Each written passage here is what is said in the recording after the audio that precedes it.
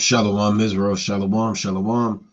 Brother Naquam, watchman for Israel, coming back at you with these precepts and another cold cut to give it, of course, our honor and our glory to Yahweh. By Shua Mashiach Kumalak Yahushai.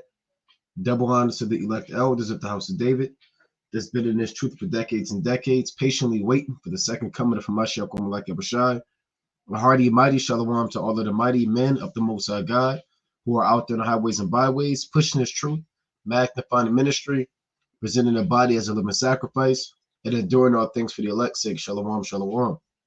Shalom to all of the men that may not be out there in the highways and byways as of yet, but they're working on it. They're getting built up in the spirit. They're praying, they're fasting, they're studying, they're being diligent and abounding in the work of the Lord. Shalom, shalom.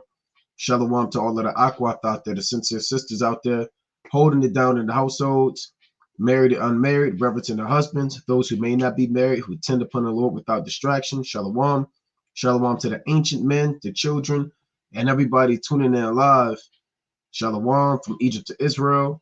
Don Israel, Love Pius, Yvette McKellar, HBK Ent, Ephraimite Ock, Anthony Knox, Jason Williams, 2E6, 30 Rejoice, Richard Perez, T. Sellers, Shalom, Abi Yaran, Nigel Blends, Fisherman of Zion, and everybody else tuning in and that will tune in, Lord willing. The topic of this code cut is 2nd Ezra chapter 15, understanding riots in France and increased military activity.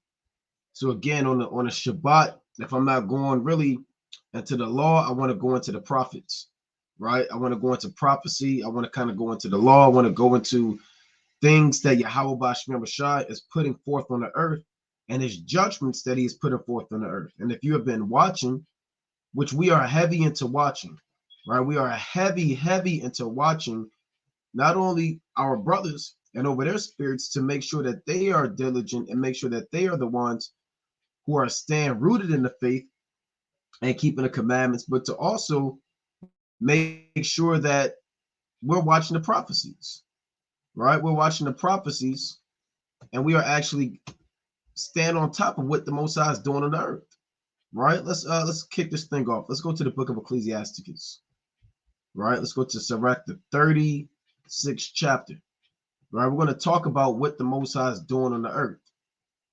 Now, Ecclesiasticus chapter 36 is actually not the entire chapter, but really from verses 1 through about 17, like is a prayer for the destruction of our enemies. When I say our enemies, I'm speaking about the other nations. There are 18 nations created in the Bible, right? Now there are 17 nations that Yahweh Bashai is against, and those nations are against him. And that's the will and foreknowledge of the Most High. Right? This Ecclesiastes chapter 36 and verse 1. Have mercy upon us, O Lord God of all, and behold us, and send thy fear upon all the nations that seek not after thee. Now, your nations are what? Your Edomites, your Ishmaelites, your Moabites, your Cushites. Those are the nations.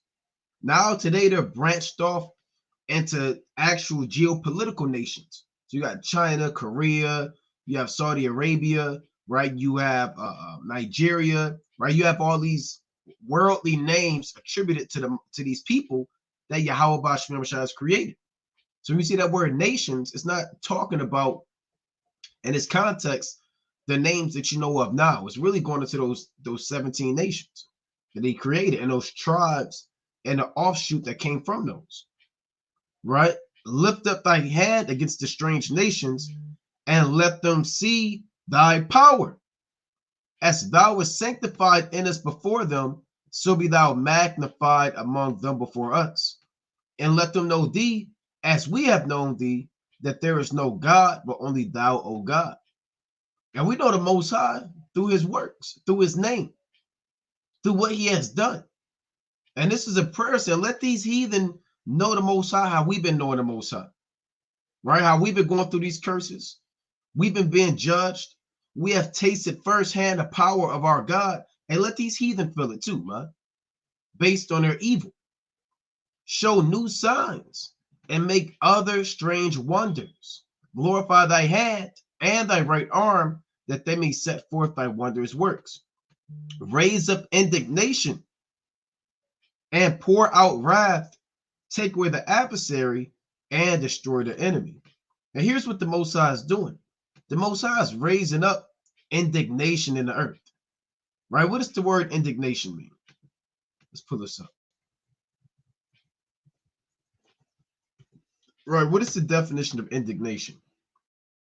Anger or annoyance provoked by what is perceived as unfair treatment, unhappiness, these are synonyms, displeasure, pain, vexation, disgruntlement. So indignation is a righteous judgment based off of you being provoked. So what is the Most High doing in France? The Most High is actually hearing the prayers of the saints. Remember, this is a prayer. Yeah, we pray for wisdom, we pray for faith, we pray for mercy, we pray for our loved ones, we pray that the Lord keep us rooted in the truth, for a sincere spirit, clean hands, a clean heart, to be without guile. Right? You pray for the poor. You have these prayers, but don't negate the prayers that are against your enemies.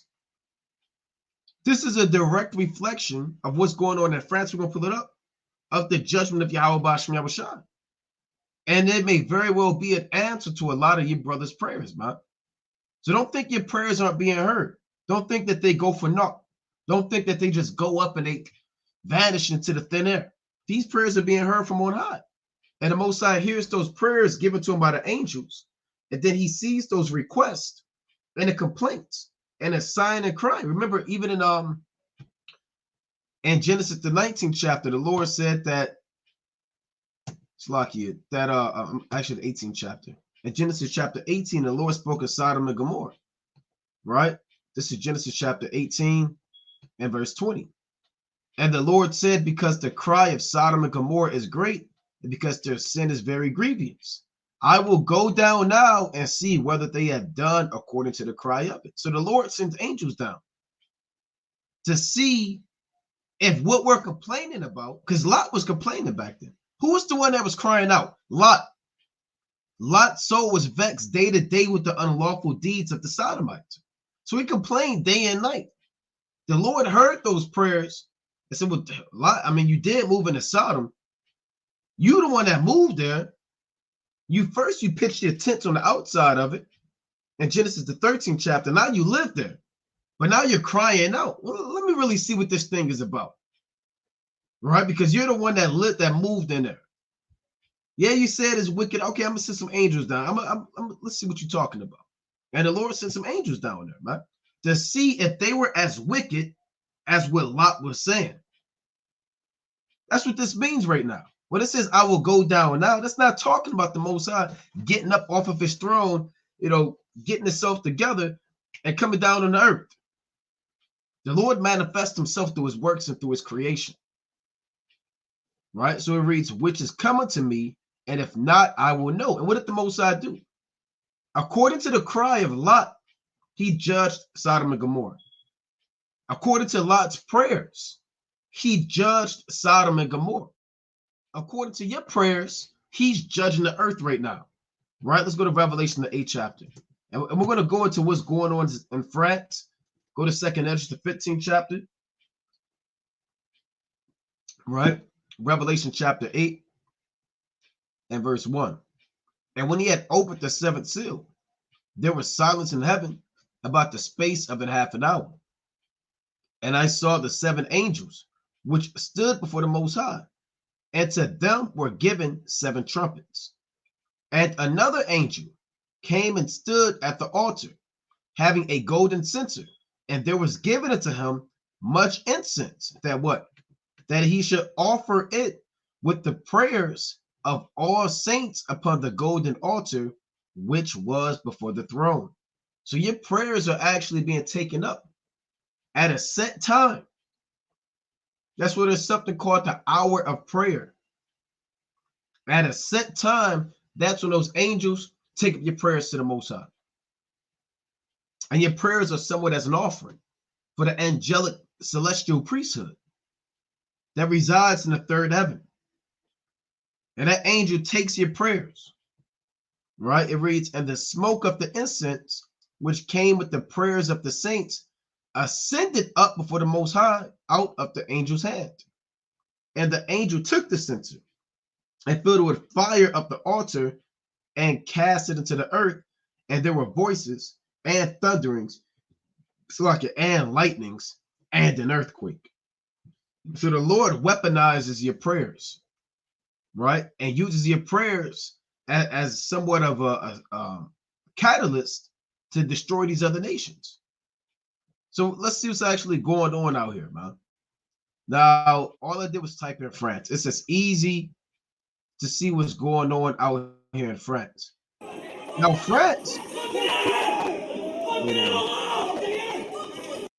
Now, France. What happened was that they murdered or allegedly killed this believe he was a young man. I believe he was 17. I don't have every detail, but they killed this man, and they started rioting. And these riots in France are getting so bad that it's actually spreading to other countries, spreading to Belarus or Belgium. It's like it's spreading to Belgium, and then it's going to keep spreading.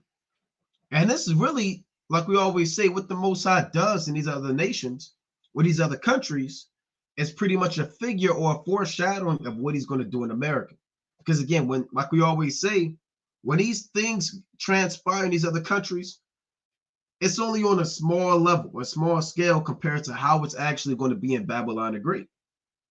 Because when they start riding to Babylon, it's going to be way worse than this, right? Right. So I'm going to show a few things that's going on in France and let you know that this is the Most High raising up indignation and pouring out wrath on our adversaries. Now, France is supposed to be, a peaceful, romantic, lovely, fancy kind of place, man. That's the stigma that they have always had. People go to France to find love. French is the most romantic language. It's a top tourist attraction. France is supposed to be like some big deal, man. The Lord is turning France upside down. Right? Yahweh Shah is turning this place upside down. Let's real quick before I go to these clips. Let's go to 2nd Esdras, the 15th chapter. Right? 2nd Esdras chapter 15, a major chapter. Right? 2nd Esdras chapter 15 and 1. Behold, speak thou in the ears of my people the words of prophecy, which I will put in thy mouth, saith the Lord, and cause them to be written in paper, for they are faithful and true. So we're commanded to speak the words of prophecy. That's why we go heavy into prophecy. We go heavy into Yahweh Shai. We go heavy into the epistles. We go heavy into the doctrine. We go heavy even into the law. Right? And really, we're going into prophecy because we are commanded to do so. We have a brother say, well, you don't have to go into prophecy. You just got to talk about how to put down, the pork. And yeah, we talk about that too. But, you got to touch many things in this truth, man. You got to be a spiritual polymath. So you have to go into prophecy, then you may have to go into the law, then you may have to go into the history, you may have to go into the chronology, you may have to go into the archaeology, you may have to go into the Hebrew, you may have to go into the Greek, you may have to know a little bit of Latin, you may have to go into the etymology, you may have to go into all of these things, man. Right? It reads, and cause them to be written in paper, for they are faithful and true. Fear not the imaginations against thee.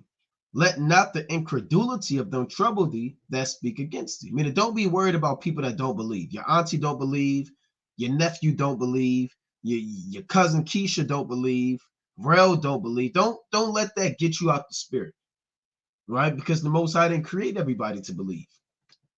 For all the faithful shall die in their unfaithfulness.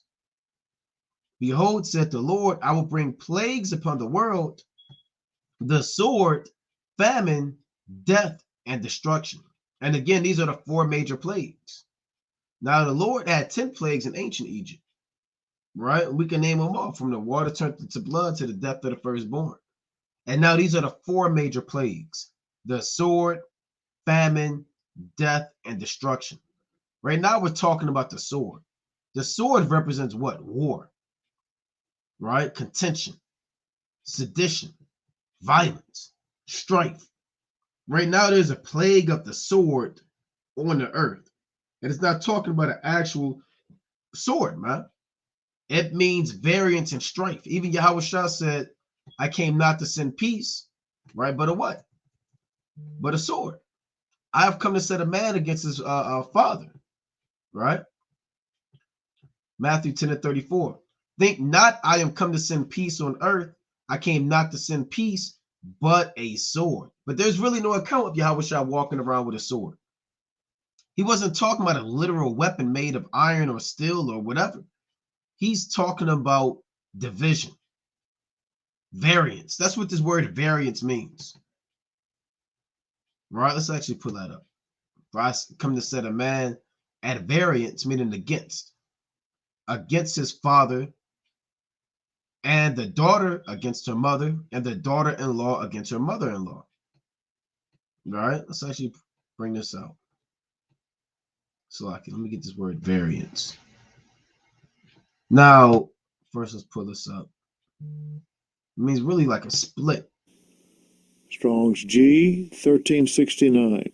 Dechadzo. Like you get the word dichotomy from, right? To cut into two parts, cleave asunder, and sever. So the Lord came to bring variance on the earth.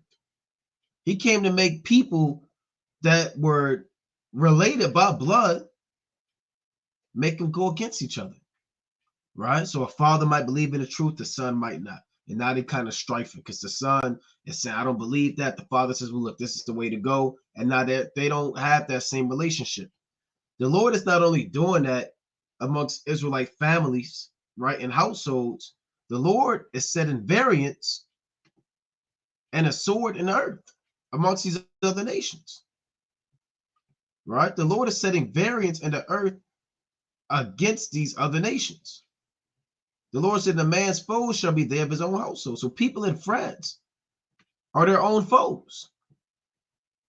The army, the police, the guard, right? They're fighting against their own citizens, man. People are not, there's more internal conflict in countries than it's ever been. This is part of the plague of the sword that the Most High is putting on earth. Right now, here's what's going on in France. Let's play some of this.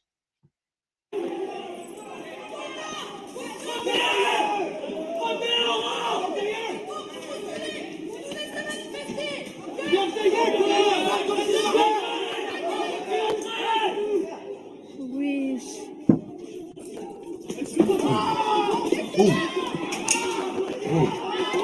See that? See that? Now, I didn't see this before. Like I said, I'm just going through this.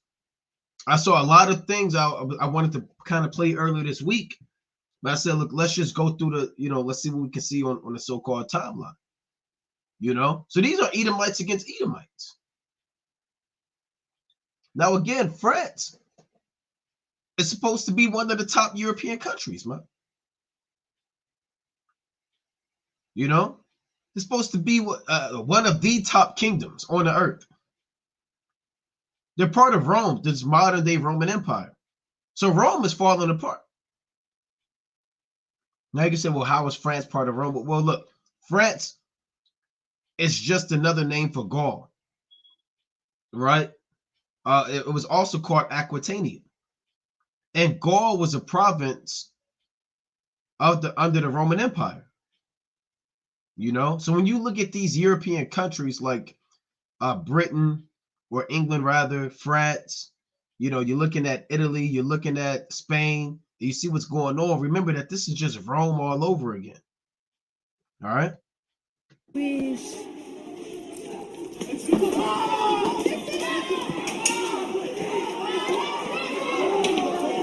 Yeah. Oh putain, il pisse le sang.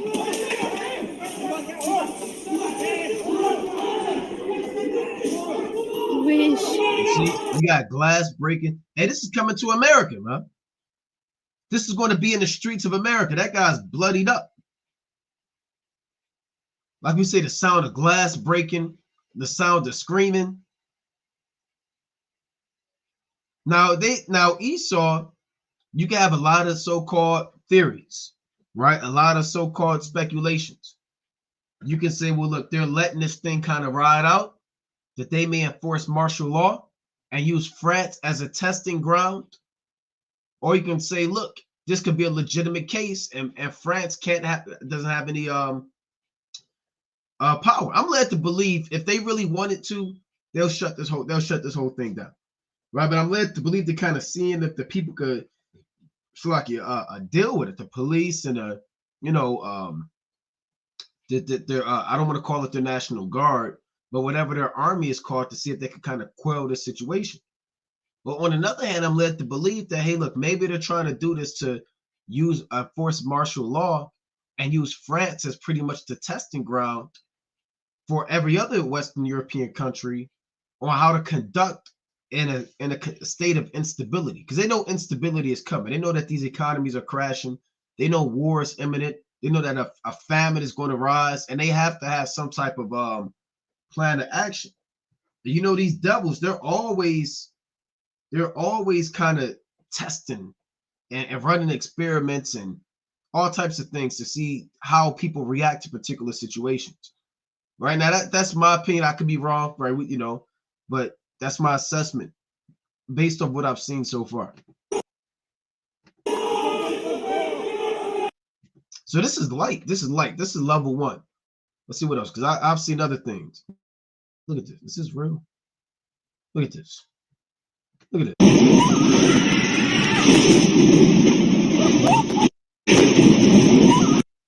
Right? This is madness. This is madness. And here's the comment. This isn't Syria, Iraq, or Afghanistan. This is France, where 9% of the population has brought down entire cities. Look at this. I have to ask myself, is this real, man? And based on what I've seen, I'm led to believe, okay, yes, maybe it is. Right? Look at the madness.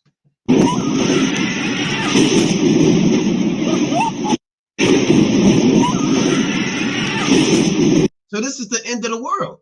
You got people saying, well, how do I know it's the end of the world? How do I know we live in the last days? How do I know? Well, look at the Western European nations falling apart at the seams.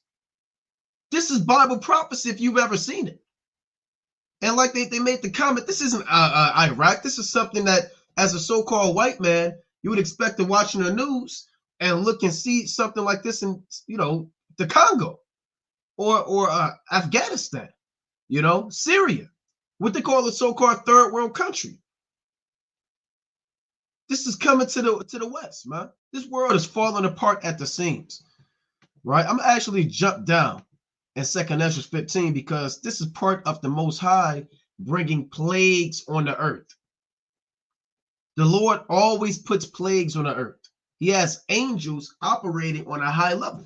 They've been sent down from the third heaven to cause confusion on the earth. Right? Let me actually jump down. And we keep going through these chapters, but you may say, I already know 2nd Esdras 15. Why are they going back into 2nd Esdras 15? I don't want to hear that. I want to hear the new in-depth breakdown. Well, we have to go back over these things, man. See, this truth is not about the new in-depth breakdowns, and it's about teaching what's profitable. It's about teaching the people what's relevant. Right? We see it's our job to see what's going on the earth and go into the Bible and convey why these things are happening. And not only why they're happening, how to teach our people how to be delivered when these things get worse. Right? So we have to see, damn, this is 2nd Esdras, the 15th chapter, straight up and down. This is a sign of what's going on in France. It's happening. It's spreading to Belgium. Hey, hell, it might spread all over. And we're praying that this thing continually spreads. All right. We hope that they don't kind of shut it down, or it was a 5-day riot and they kind of let things go. Because you saw what was going on in Russia. They had a mini coup or overthrow in Russia. They kind of let that thing get out of hand, but they shut it down. Now you see what's going on in France. So it happened in Russia, France, and it's kind of spreading this way, like a plague. That's how plagues go. They spread. You try to contain it. You try to quarantine people. You try to isolate your nation, and then it just keeps spreading. All right? Let's read on. 2nd Esdras chapter 15 to 14. Woe to the world and them that dwell therein, for the sword and their destruction draweth nigh.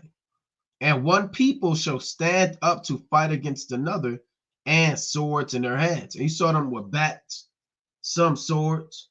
People are throwing cars out parking garages, explosions, fire. For there shall be sedition among men, and invading one another. They shall not regard their kings nor princes, and the course of their actions shall stand in their power. So this is for everybody that don't believe in the Bible. Oh, that's a white man's book. Okay, that's a book of fables. Okay, well, that book was written so long ago, it's been changed. Well, how do you explain this? How does somebody that don't believe the Bible explain that Yahweh Bashmi Abashai said that there will be sedition among men and invading one another? Right? What is sedition? Sedition is when you infiltrate and overthrow and supplant people that are in authority by sowing discord. That's sedition. Speech enticing people to riot or rebel against a government or authority. Right? That's what sedition, I believe, truly is defined as. Pull this up. Sedition, conduct or speech inciting people to rebel against the authority of a state or a monarch. So that's sedition in France. Right? You got people saying, burn it down, overthrow it. This is an insurrection, rioting, mutiny. Let's pull up mutiny.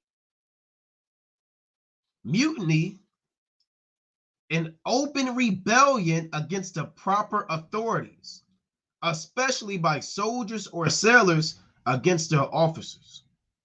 So, I mean, this is plain. This is about as plain as it gets. So let's go back to this.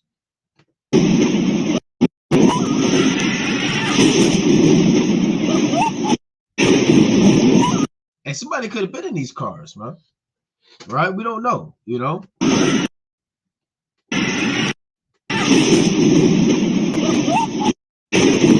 All right, let's see what else we got.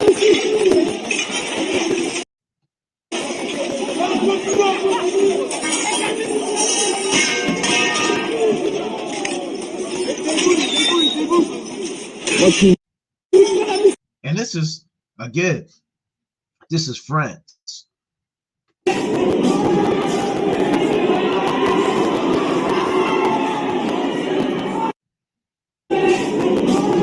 So there's nothing but looting, rioting, burning things down. What else we got? Look at this.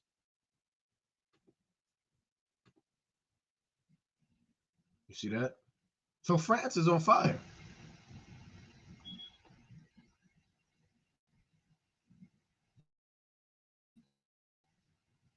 See what else we got.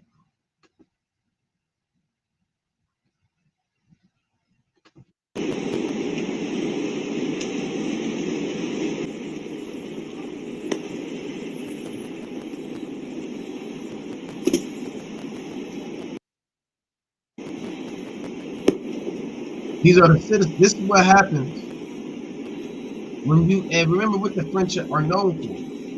What did they do to the so-called Haitian? What did they do to the so-called black man? Right? Think about the crimes of the French and what they have been known for. Look at this. Last night, a bus carrying Chinese tourists was attacked. We'll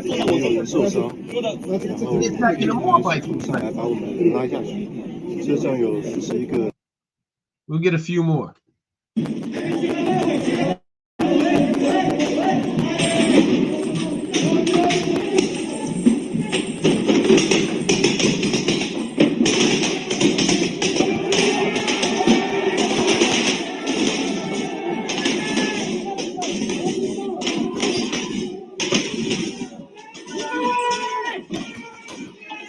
again, when this comes to America, Jake is going to be caught out there. Because Jake, you're not watching, man. Jake isn't going into what's happening on the earth and tying it in with the Bible. They're worried about the NBA playoffs or whatnot. They're worried about who their favorite what their favorite team is doing, getting this money. They want to come up, grinding, hustling, trying to eat. That's what Jake is on, man. You're still on Negro time, and the Lord is taking this place down. Well, I'm gonna play maybe about 3 more. Let's see. We played that one.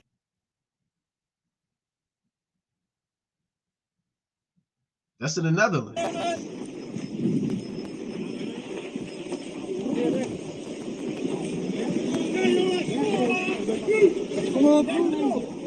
You got stuff going on in the Netherlands. You got stuff going on in Belgium. You got stuff going on in France. Let's see.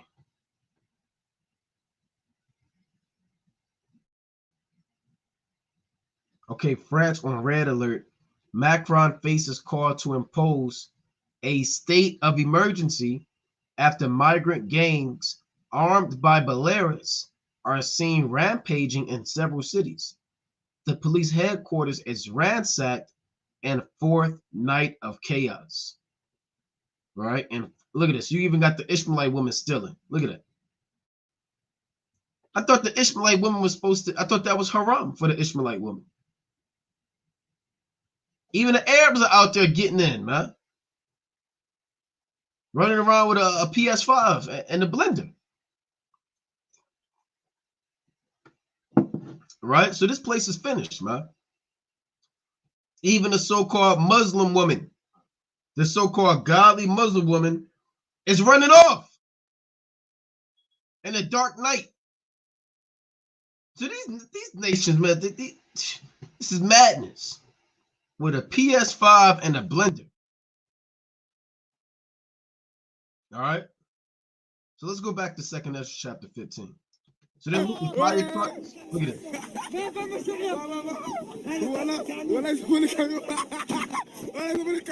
And don't think France is just Edomites. You got a lot of niggas out in France too, man. Niggas aren't just in Chicago. Niggas don't just live in Detroit and LA. You got nigglets in France too. You can see them. You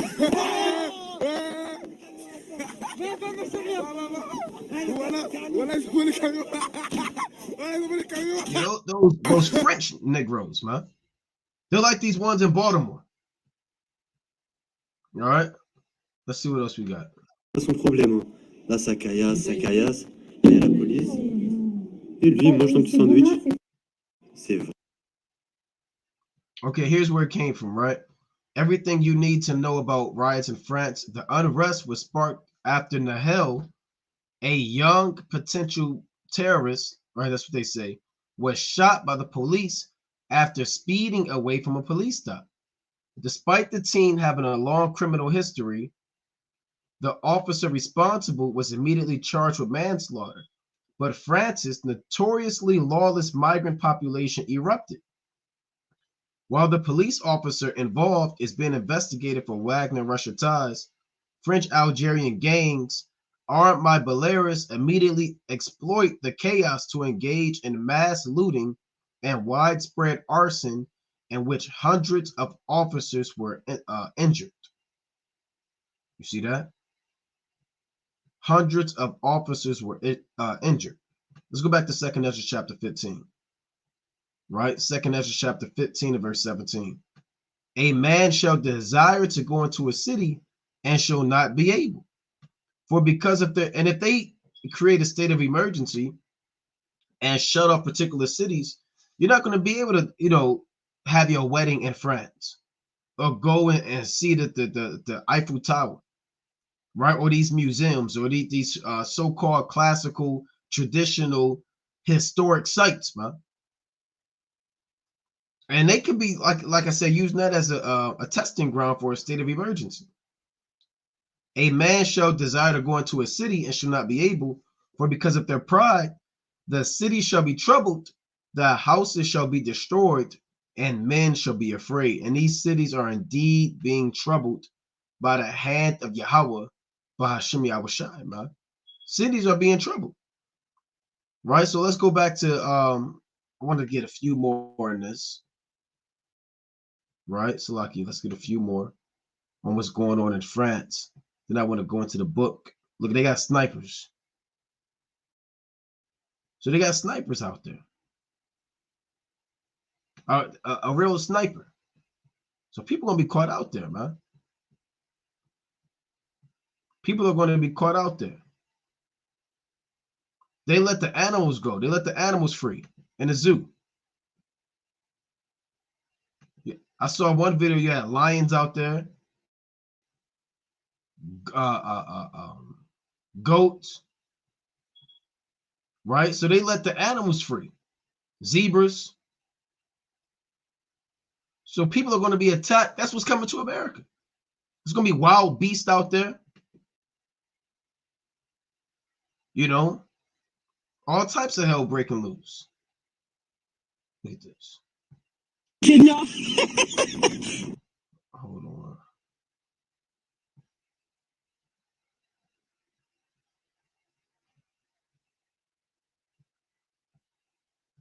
All right. Let's see what else. And this is trending. France has fallen is trending. France has fallen is trending. Now remember, this is part of Rome. When you look up the ancient Roman Empire, let's pull up the Roman Empire. Slovakia. When you look up the Roman Empire on the map, you'll see it divided into several provinces. And France is found in the Bible, right? So I want to get a good map. Okay, we'll use this one. So here's France. France is called Gallia or Gaul. That's one of the ancient names of France. You can read about this in the book of Revelation. Right now, you have Greece, Rome, Spain, France, Germany, Russia, and Great Britain. Now, you may say, well, they're their own separate country with their own constitution. Yeah, they are, in a sense. But remember, all of these nations are still part of the same confederacy. Italy, France, Germany, they're all part of NATO. They're all part of the European Union.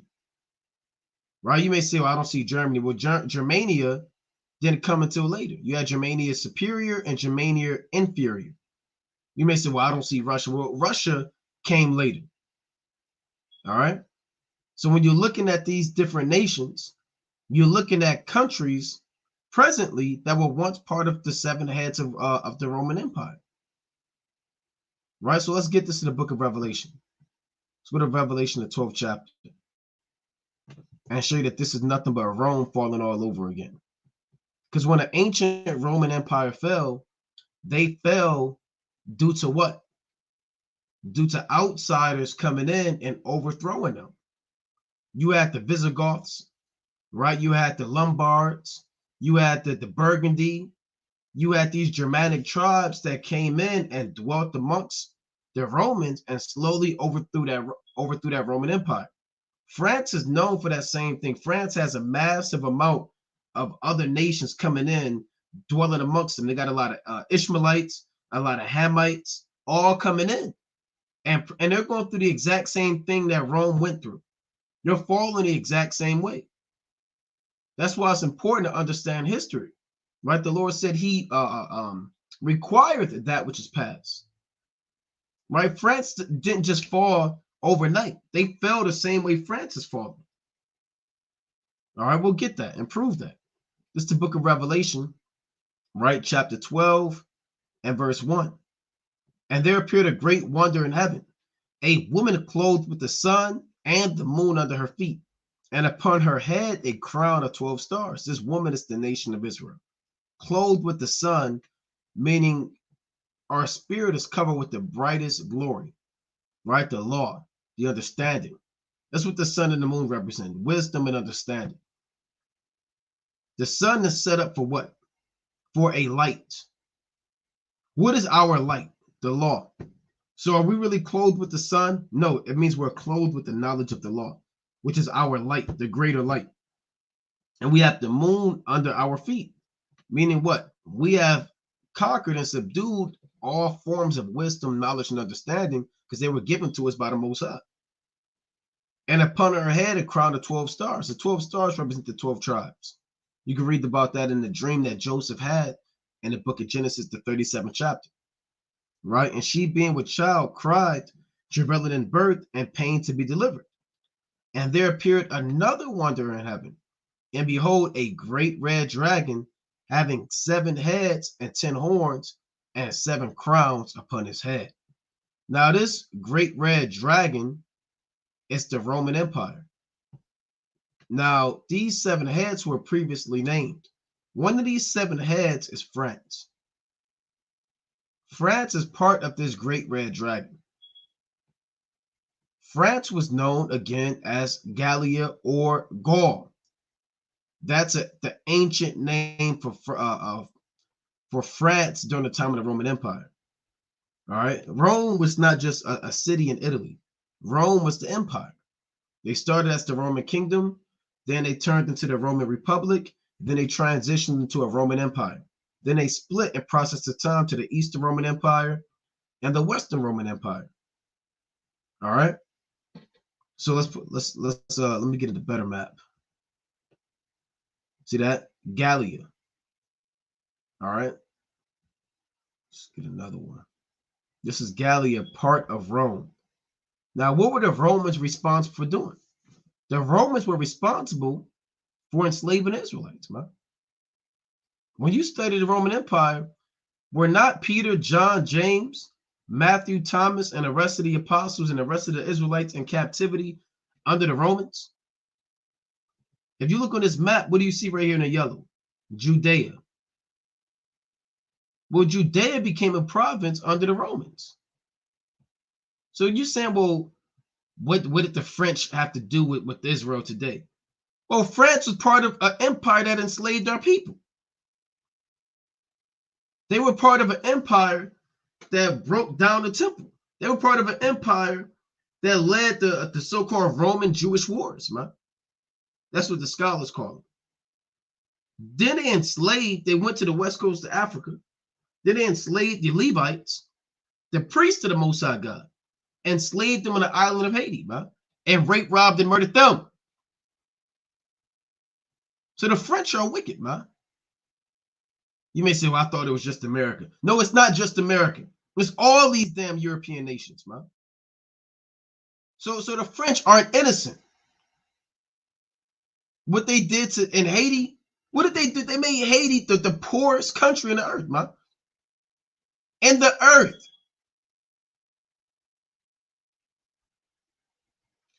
And they came to America and they had you in slavery, man. In Louisiana, the southern United States.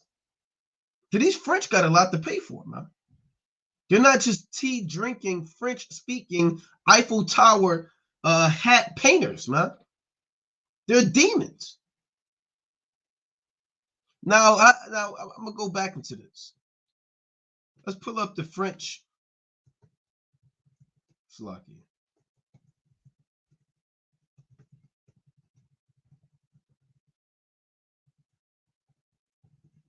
Of the so-called Haitians, right?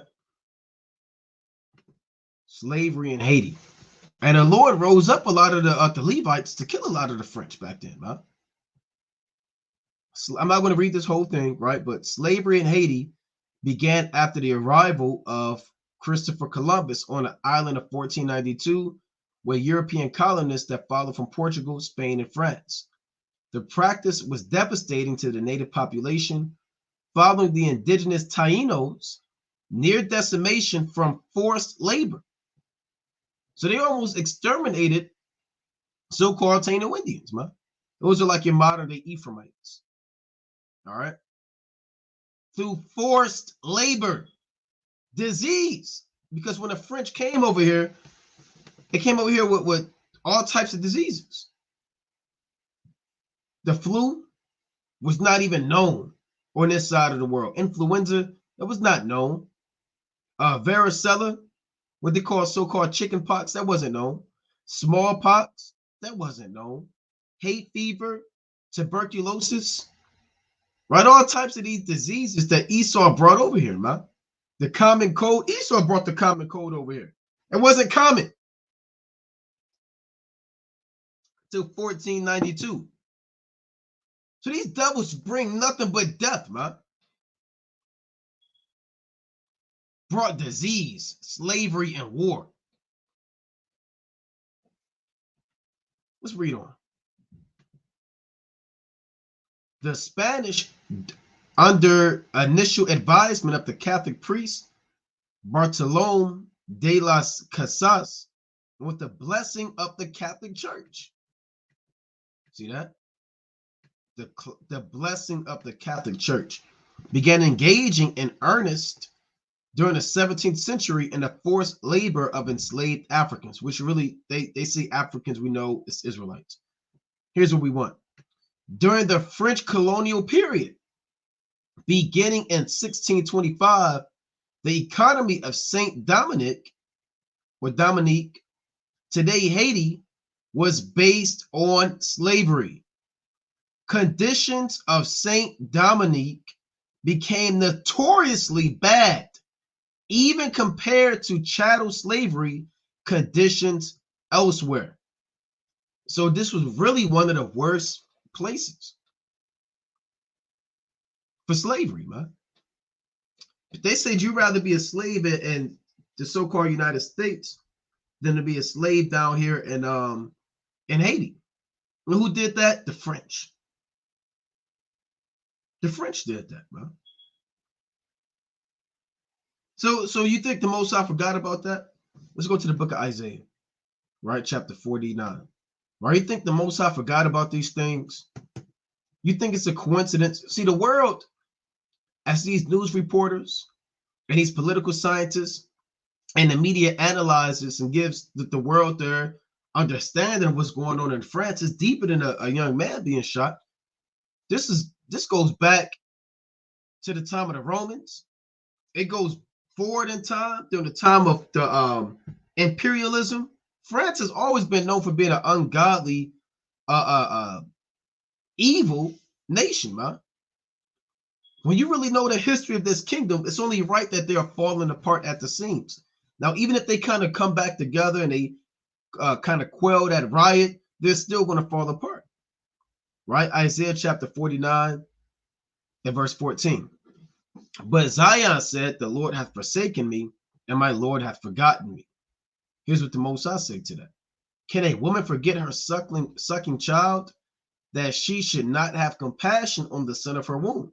Yea, they may forget, yet will I not forget thee. So the Lord is not going to forget everything that was done to our people by the hand of the so-called white man. See, Jake, you forget, because you're going to celebrate on so-called Tuesday, July 4th. You're going to put your cape on. Eva's going to have a onesie on with the star stripes and the stars and the stripes, man. You know, with the red, white, and blue. Jake, you're going to be on the grill. Y'all are going to fight on who's going to cook the pork chops. Who's going to, take on a great uncle's recipe, man. Who's going to make the potato salad because auntie made it last year, but it wasn't like grandma's? Are your cousins coming over? Who's going to be on the aux court? Who's the DJ? Because last year, that's Jake, that's what you're going to be on, man. All right, you're going to call out of work Monday, so you can get Monday and Tuesday off so you can freak off. Or you might show up Monday at work, right? Then you'll call off Tuesday, or Tuesday you off, then Wednesday you're going to be off. I'm going to use my Wednesday. I'm gonna get the most out of it. So, Jake, that's what you're going to be into, man. You're going to freak off in this society because you have forgotten your maker and forgotten that you're an Israelite, man. But you may forget, but the Most High will not forget. It says, yet will I not forget thee. Behold, I have graven thee upon the palms of my hands. Thy walls are continually before me. So you can't escape or get rid of the palms of your hands, the lines, right? You can't get rid of that, man. No matter how many times you wash your hands, or no matter how far you age, or as long as time continues, they stay on your hands. So forever in the day and everlasting, the Most High will always remember us, man. As much as you see the palms of your hands, right? Now, Salakia, Jake, let's go back to this. Go back into what happened to us as a people. Okay, it reads, conditions of Saint Dominique became notoriously bad, even compared to chattel slavery and conditions elsewhere. Now I'm gonna jump down. We know they had a rebellion, right? I'm gonna get back to that, but I want to get this. Unpaid labor is still a practice in Haiti, so people are still in slavery in Haiti, right? Some 500-600 years later, people are still in slavery. As many as 500,000 children are unpaid domestic servants. See that? So Esau, they would have domestics, man. They'll kidnap them, not pay them, chain them up, lock them up. Let's read on. Called Restevik. A Restevik, if I'm pronouncing that right, is a child in Haiti who is given away by their parents to work for a household as a domestic servant because the parents lack the resources required to support the child. The term comes from the French language rester avec, to stay with. So they pretty much put them into slavery, man. Right? And what happens to these children? Who routinely suffer physical and sexual abuse. So they get their children up, and their children are getting sexually molested, groped, raped, beat, tortured. You know? Additionally, human trafficking, including child trafficking, is a significant problem in Haiti. Trafficked people are brought into, out of, and through Haiti for forced labor. Yeah, I used to know this person. They said that back in the day, they not just Haiti, but also in the Dominican Republic, they say you can go missing, man. They say kidnapping is a big deal out there. So, you know, people would have bodyguards. This person was actually from the Dominican Republic, you know, which is the same thing as Haiti. I don't care what they say. Same damn thing, right? In some ways and in some ways not. Nevertheless, they share the same island. And they said, hey, look, kidnapping is a big deal out there. And they would actually give accounts. Say, look, these Edomites, they'll take you, man. And actual Haitians. So they would have to hire security or bodyguards, and they have to get out of there, man.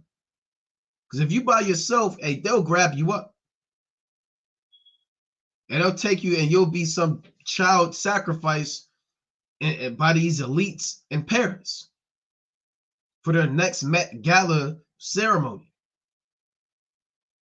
We don't know how many children of Haiti were going up missing. What the French really did to them. We don't really know the depths of what was done because it's not documented. Everything's not documented. Things not recorded. Right? The most lewd things aren't going to be recorded by Esau. He's not going to tell you his heart on what he has really done to the so-called Haitians when he was the French in those days. You may have eyewitnesses, people who saw, maybe, you know, so-called Edomites had a so-called change of heart, maybe some Jakes, you know, who kind of lived through it and kind of told their story, but nobody really knows. Right? So let me read this again. Trafficked people are brought into, out of, and through Haiti for forced labor, including sex trafficking. The groups most at risk include the poor, women, children, the homeless, and people migrating across the border with the Dominican Republic. right? So this is a big deal, man. This is a big deal. And this is why the Most High is judging the so-called white man and judging the earth, right? Yahweh Bashim Yahushua is touching the earth concerning its wickedness. Right, let's go back to that. Let's actually go to 2nd Esdras chapter 16. Then I want to get this precept, get this account, right? This 2nd Esdras chapter 16 and verse 13. It reads, "For strong is his right hand that bendeth the bow. His arrows that he shooteth are sharp, and shall not miss when they began to be shot into the ends of the world. Behold, the plagues are sent, and shall not return again until they come upon the earth. The fire is kindled, and shall not be put out." Now, who's kindling that fire? The Most High. You see those fires going on, right? Let me see if I can get this real quick. You see cars being thrown off of garages. We see mazel tovs, cities on fire, right? Let's see. Right, so like, I'm gonna see if I can find this.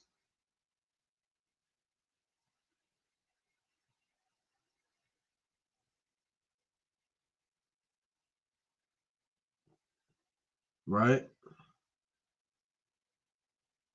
Okay, I can't. All right, let's I was trying to find this account where it showed that the US Army was going down there, and there was actual accounts. But we'll pull this up. Let's see. Here's what I want. Right. I'm gonna go back to this. Let's see if I can get this.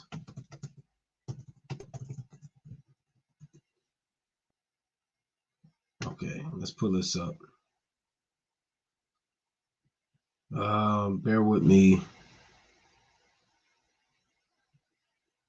want to go to the United States, US.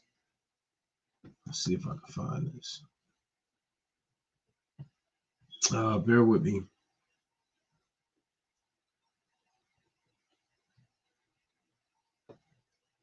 US soldiers. Now check this out. From 1915 until 1935, the United States occupied Haiti, and rape and murder of Haitian civilians by US soldiers was commonplace. This is not 1600s, 1700s. This is 1915 to 1934, right? As America was greatly coming into that power. They say rape and murder of Haitian civilians by U.S. soldiers was commonplace. Both officers and enlisted men participated in sexual violence, raping adult women and young girls, and sometimes holding women as sex slaves. The Marines, who administered a group of Haitian gendarmes, right? I know I'm pronouncing that all messed up, gendarmerie, acting as police, were accused of widespread rapes of women and girls and of trying to use the gendarmes to find women to use as concubines, right?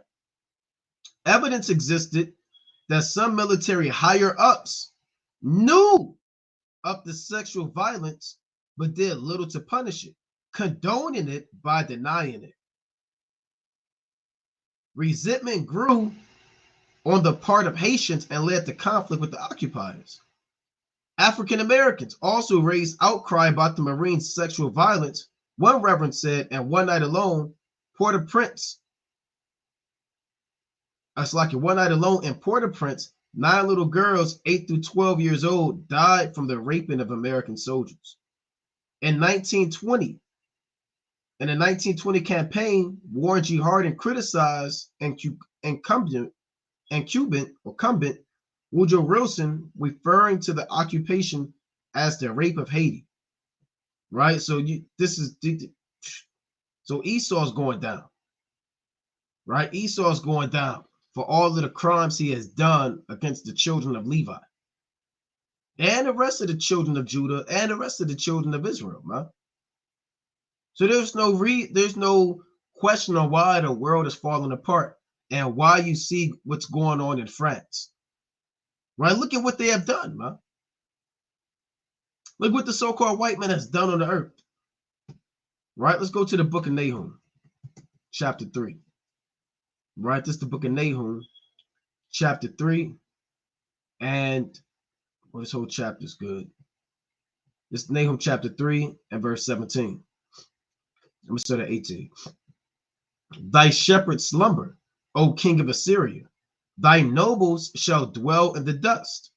Thy people are scattered upon the mountains, and no man gathereth them. Now, this king of Assyria is really going into the so-called white man prophetically. It's not speaking about the ancient kings of Assyria. It's not speaking about Tiglath-Pileser III, Shalmaneser, Sargon, none of those men. It's really a dark saying about a man of power of the world, right? Which is really a metaphor for the so-called white man. And his shepherds are slumbering. His shepherds are his leaders, his politicians, his wise men, his scientists.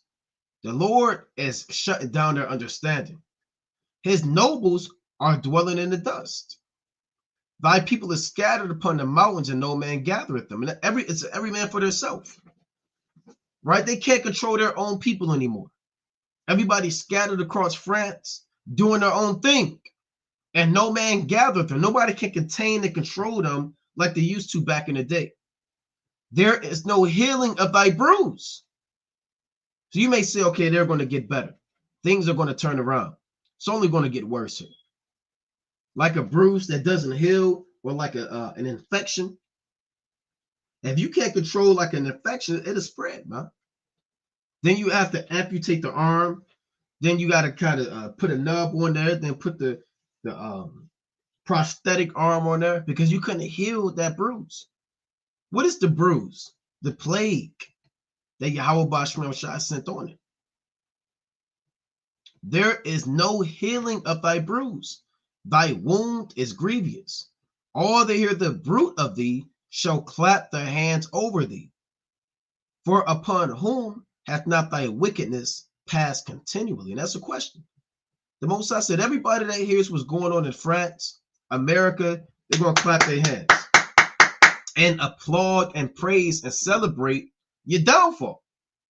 So you can't say, well, you shouldn't clap, you shouldn't rejoice. Well, why did the Most High say everybody that hears the fall of the so-called white man is going to clap their hands, man? And why are they going to clap their hands? Salakia. Because it says, it reads, for upon whom hath not thy wickedness passed continually? Man, who didn't you kill, man? Who weren't you wicked to? Who were you ever peaceful to? Who did you ever treat well on the earth? That's a rhetorical question right there. Who wasn't you wicked to? Name them. Name the person or the people that Esau didn't commit wickedness to. Just give me one nation. There's not one nation. There's not one nation on the earth that Esau has ever been peaceful to.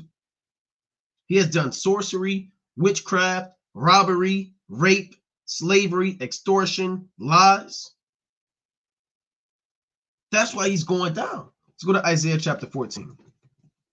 Right in verse, let's see, Isaiah chapter 14, still dealing with the Assyrian.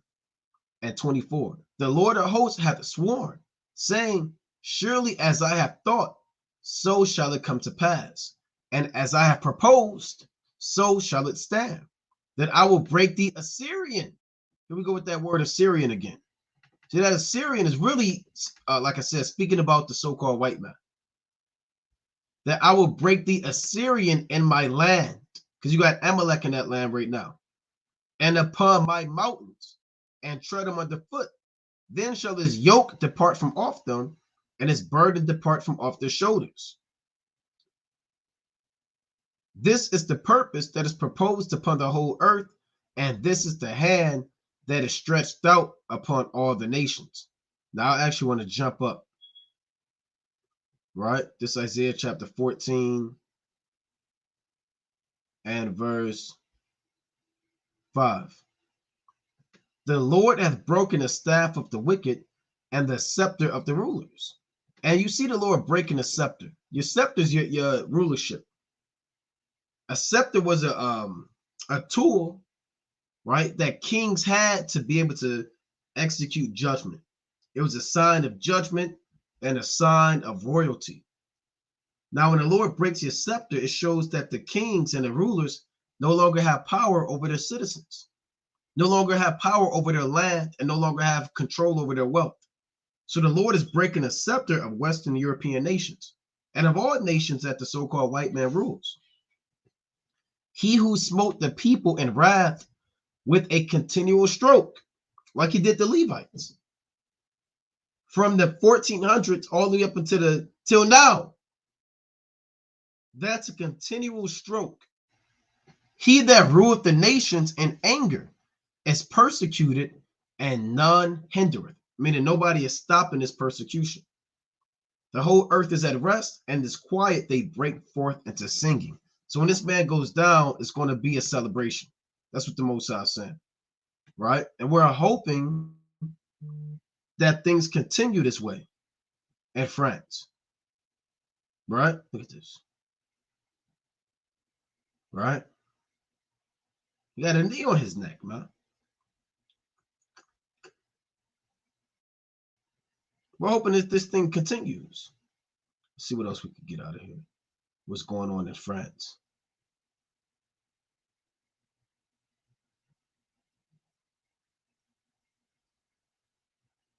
Right? So they don't even really want to push this out there on the mainstream media. Right? They don't really want to talk about these things, man. But France is actually in a worse state than it's ever been in. Let's see, France. France has fallen. We'll do France has fallen. All right, France has fallen.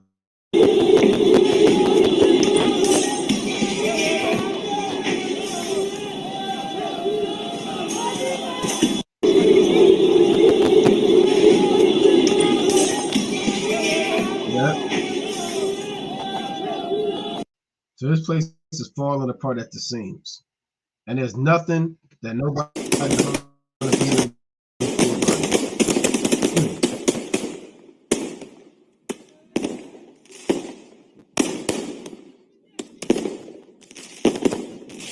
There's nothing that anyone's ever going to be able to do about what Yahweh Shemel Shah is doing now. See, this the man that was killed by the police. This guy right here.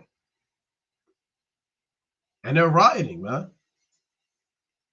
Right? They're rioting over this guy. That's why all hell is breaking loose over that guy, man. And really it's over the spirits that Yahweh Shemel Shah sent on the earth. Look at that. They stole a plane. That's an actual fighter plane.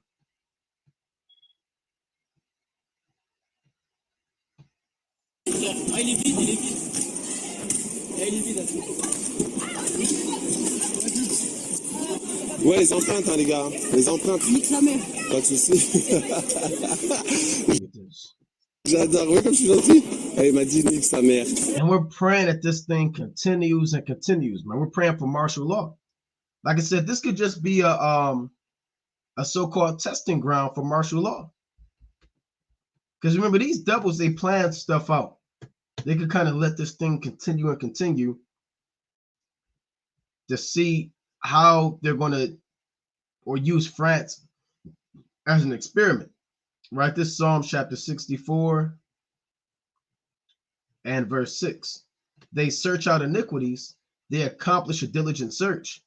Both the inward thought of every one of them and the heart is deep. So these devils have deep think tanks and deep inward thoughts about what they do before they do it. Say, hey, look, we're going to let these guys kind of riot, and we're going to put out martial law. We're going to lock France down and see how the world reacts to France being locked down. Then we're going to do the same thing in Belgium, same thing in America, and it's going to become like a normal thing when you have these riots, man. right? So this is all prophecy, and it's all the handiwork of Yahweh Basham Yahushua. These devils plan stuff out, man. Right? They do this, like the brother said, order out of chaos. They create the chaos on the earth. They incite the riot. Some of these guys could be paid agents out there, man, federal agents, burning buildings down, wearing masks, inciting the people to riot. We don't know what the depths of the situation going on. Now, we're led to believe some of them could be actual citizens, and they're actually upset about what's going on, and some could be using it as a stepping stool to riot more, to unleash and cause wrath on the city, and some could be actual agents, man.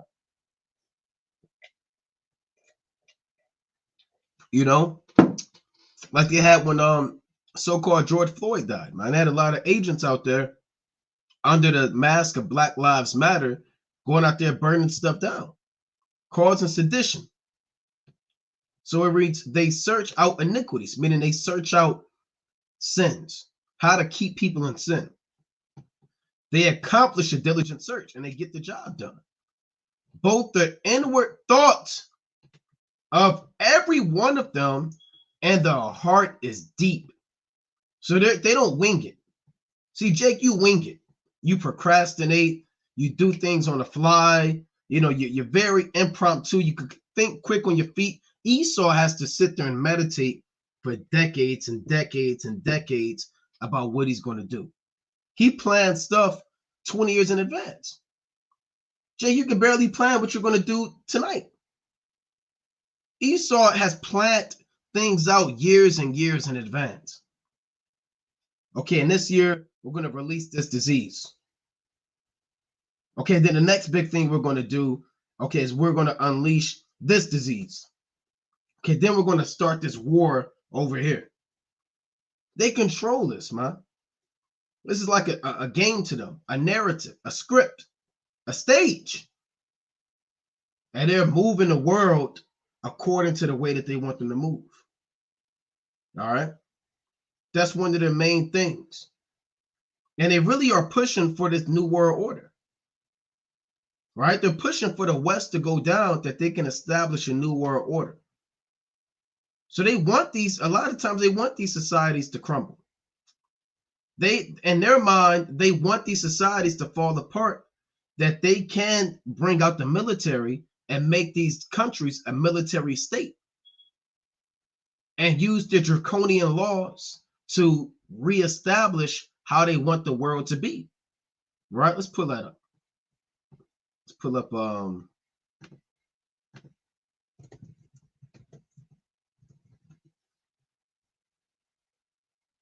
okay, draconian laws are rules that are extremely severe, harsh, or repressive.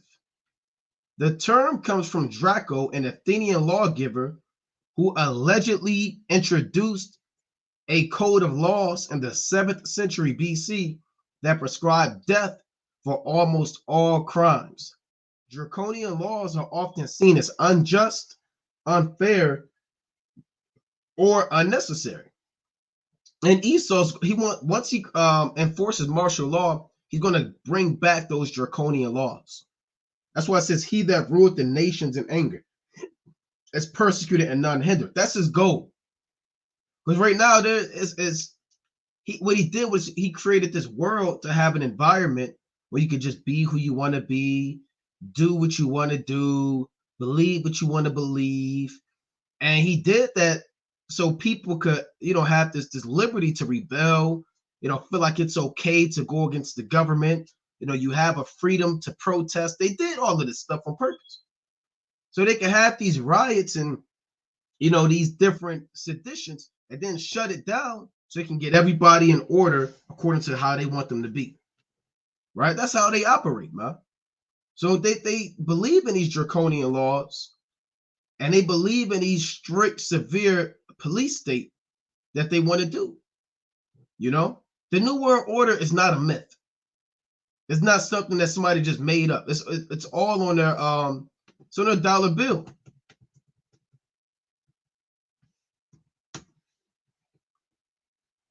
Novus Seclorum Ordo. Right? New. Oh, but what happened to it? See that?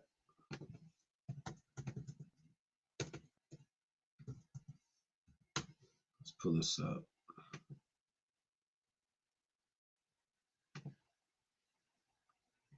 See that? They have 1776 in Roman numerals, right? And they have on the bottom Novus Order Seclorum. New, that's what Novus is. Ordo is order, and Seclorum is world. So it's really New World Order, 1776. Of course, with their so-called all-seeing eye, their illuministic symbols, and Inuit, believe that's Coeptus or Septus, right? So this is their New World Order, man. Esau has these plans to try to get the West to all be on one accord, have the same monetary system, have the same military system, have the same laws, have the same structure, have the same order. Let's go to Job chapter 5. Right? He has plans and thoughts. Job chapter 5 and verse 12. He disappointed the devices of the crafty so that their hands cannot perform their enterprise. So the so-called white man has a plan. He has an enterprise. He has a plan of action. He's the crafty one who's doing things behind the scenes, who has guys out there burning buildings down, right? Who has these riots going on around the world. And they have a plan to actually reset. They call it the Great Reset, to reset the earth back according to their own policies. But they're not going to be able to go the way that they want to go because the Most High, we're reading right now, he's going to shut all of that down, man. That's Esau's plan. He believes in that. But the Most High is going to shut his whole plan down by breaking his world apart. So you remember the Most High said that they shall build, but I will throw down. No matter what they try to build and establish, the Most High is going to throw it down. Right? When you read the book of Job, let's go to Job real quick, chapter 12. This is Job chapter 12 and verse 14. Behold, he breaketh down, and it cannot be built again. He shutteth up a man, and there could be no opening. So if the Lord could break something down and shut it down, and man can say, well, look, I'm going to shut it down so I can rebuild. No, it's not going to happen, man. Whatever the Lord has going on, man can't go against it. You can't fight against the Most High. You can't strive against your maker.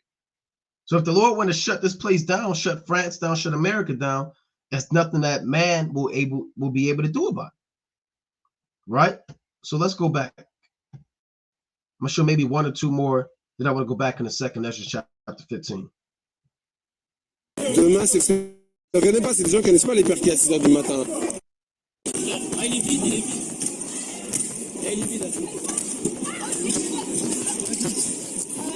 Ouais, les empreintes, hein, les gars. Les empreintes. Pas de soucis.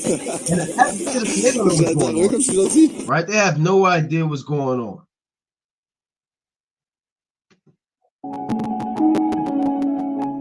See, that's France back in captivity. They got France now. Somebody kind of put it together. This is not your great-great-great-grandmother's France.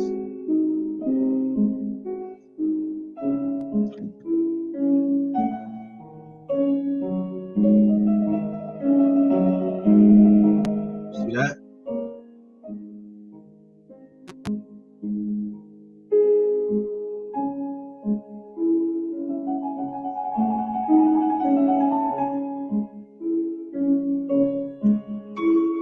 How did it get like this? What the Most High did, man. Right? Yahweh Shah is doing it. He's using this Edomite to create a system for this to happen, man. It went from looking like the top of your screen when everything was preppy and colonial and clean and orderly. Now it's looking like a war zone out there.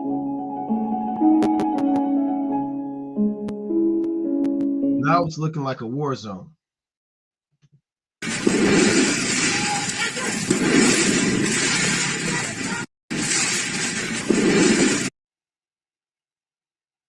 at this madness. It's madness.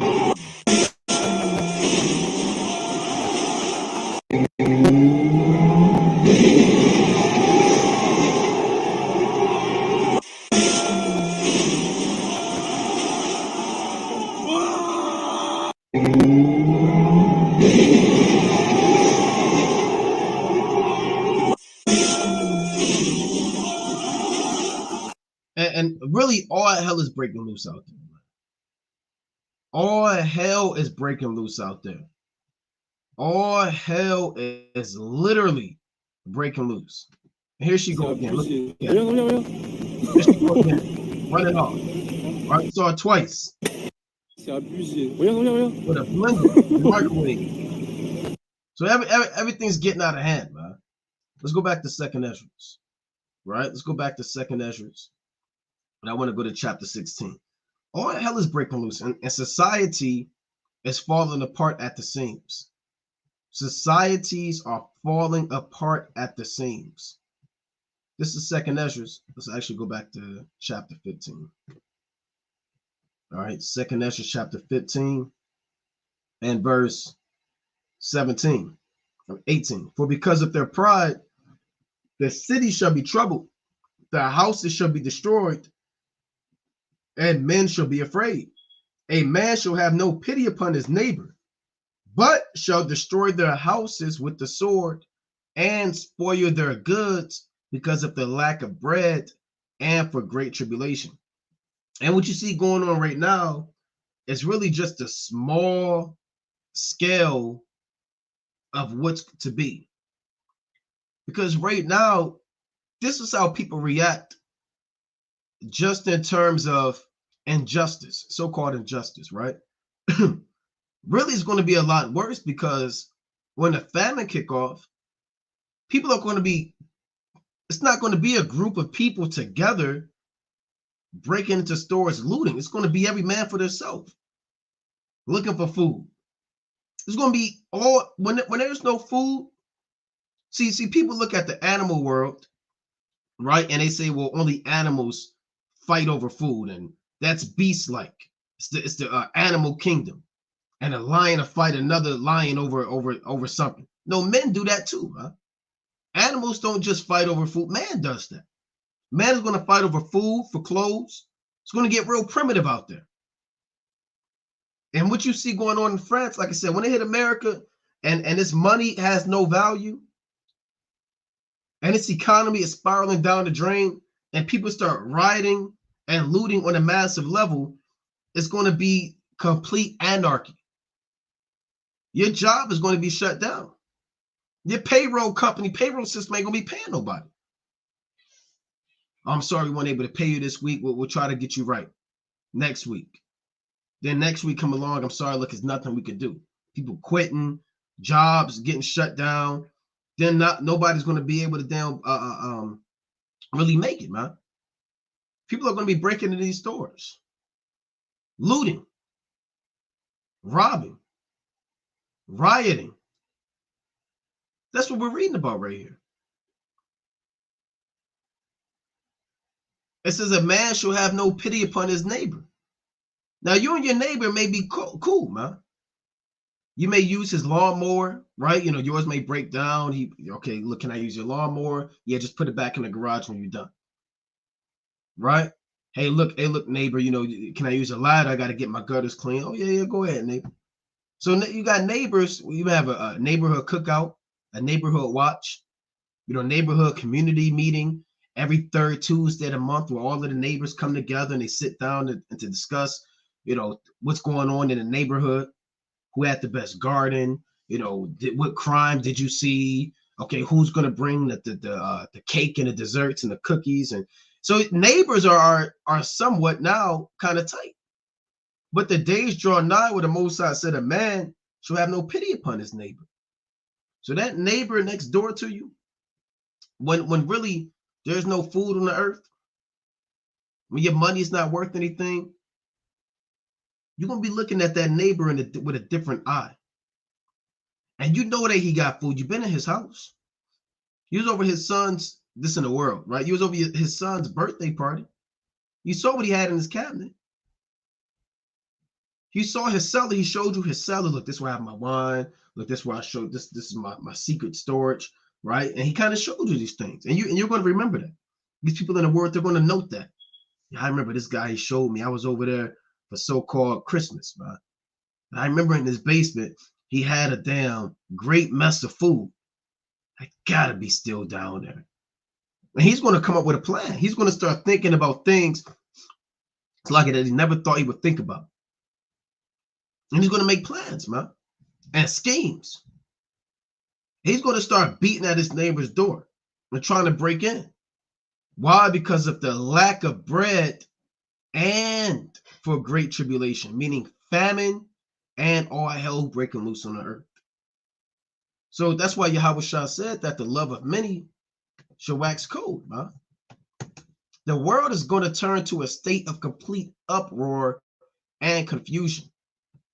Matthew chapter 24 and verse 12. And because iniquity shall abound, the love of many shall wax cold. So it's going to be every man for themselves. Survival of the fittest. If you can't adapt and survive, you're going to get left behind in those things. Especially if you're not in this truth.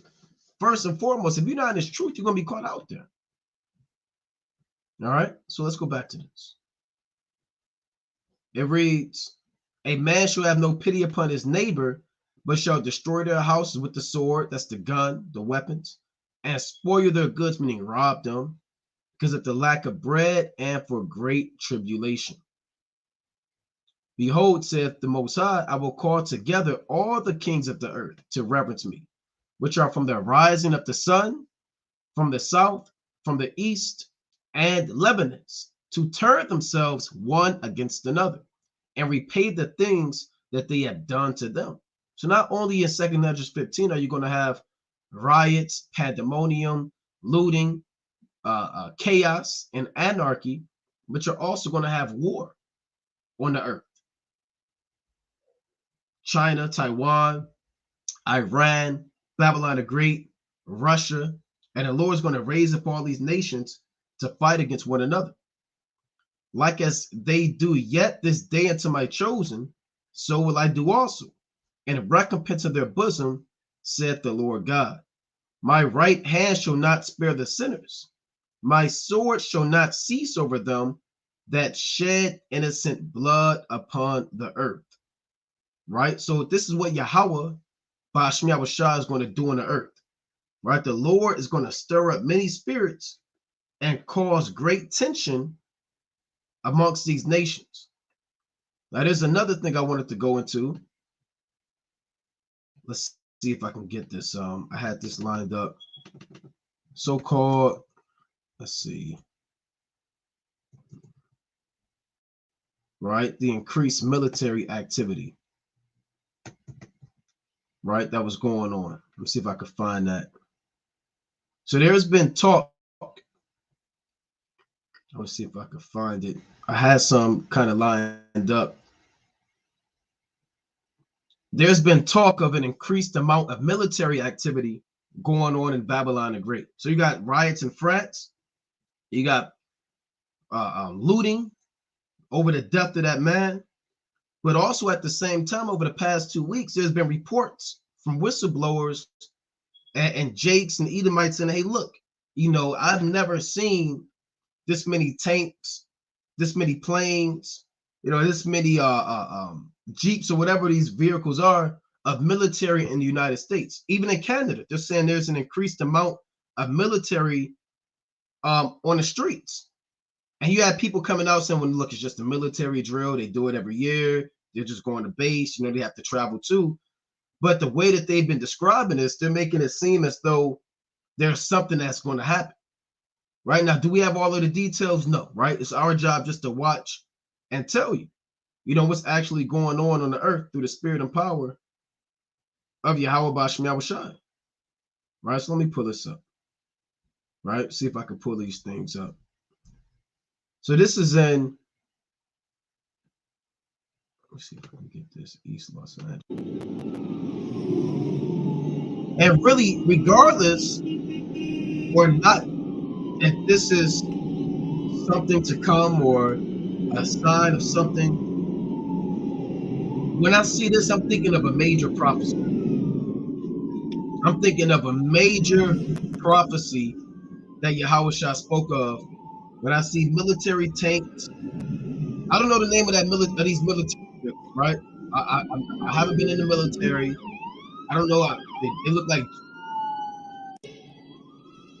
See that when I see stuff like this, I'm thinking of a major prophecy that Yahushua spoke of, right? Now, someone said they were seeing Babylon Doom. They were seen on the East Coast of New Jersey, most recent, right off the Hudson. Yeah, I saw videos of that, right? I saw videos of those on the East Coast, the planes coming around. I've seen these things, right? And I keep seeing them, kind of more than normal. Now, there's a major prophecy that links up with this, right? In the book of Matthew, the 24th chapter, and in the book of Mark, the 13th chapter. There's a major prophecy that Yahushua spoke of that we have to keep in our mind, right? We have to keep that prophecy in our mind and a warning that our Lord gave us concerning the evil time to come on the earth, right? And I'm going to get that prophecy. Right? I'm going to get that prophecy in the book of Matthew, the 24th chapter.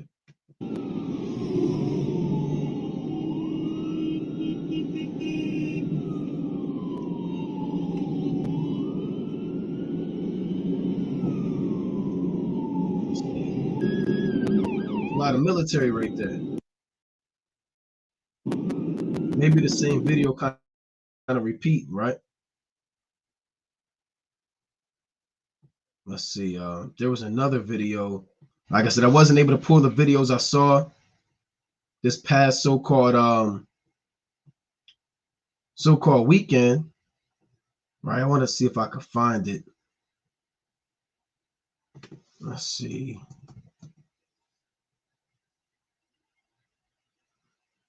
Bear with me. I have to find it. Right. I'll have to go back and find it.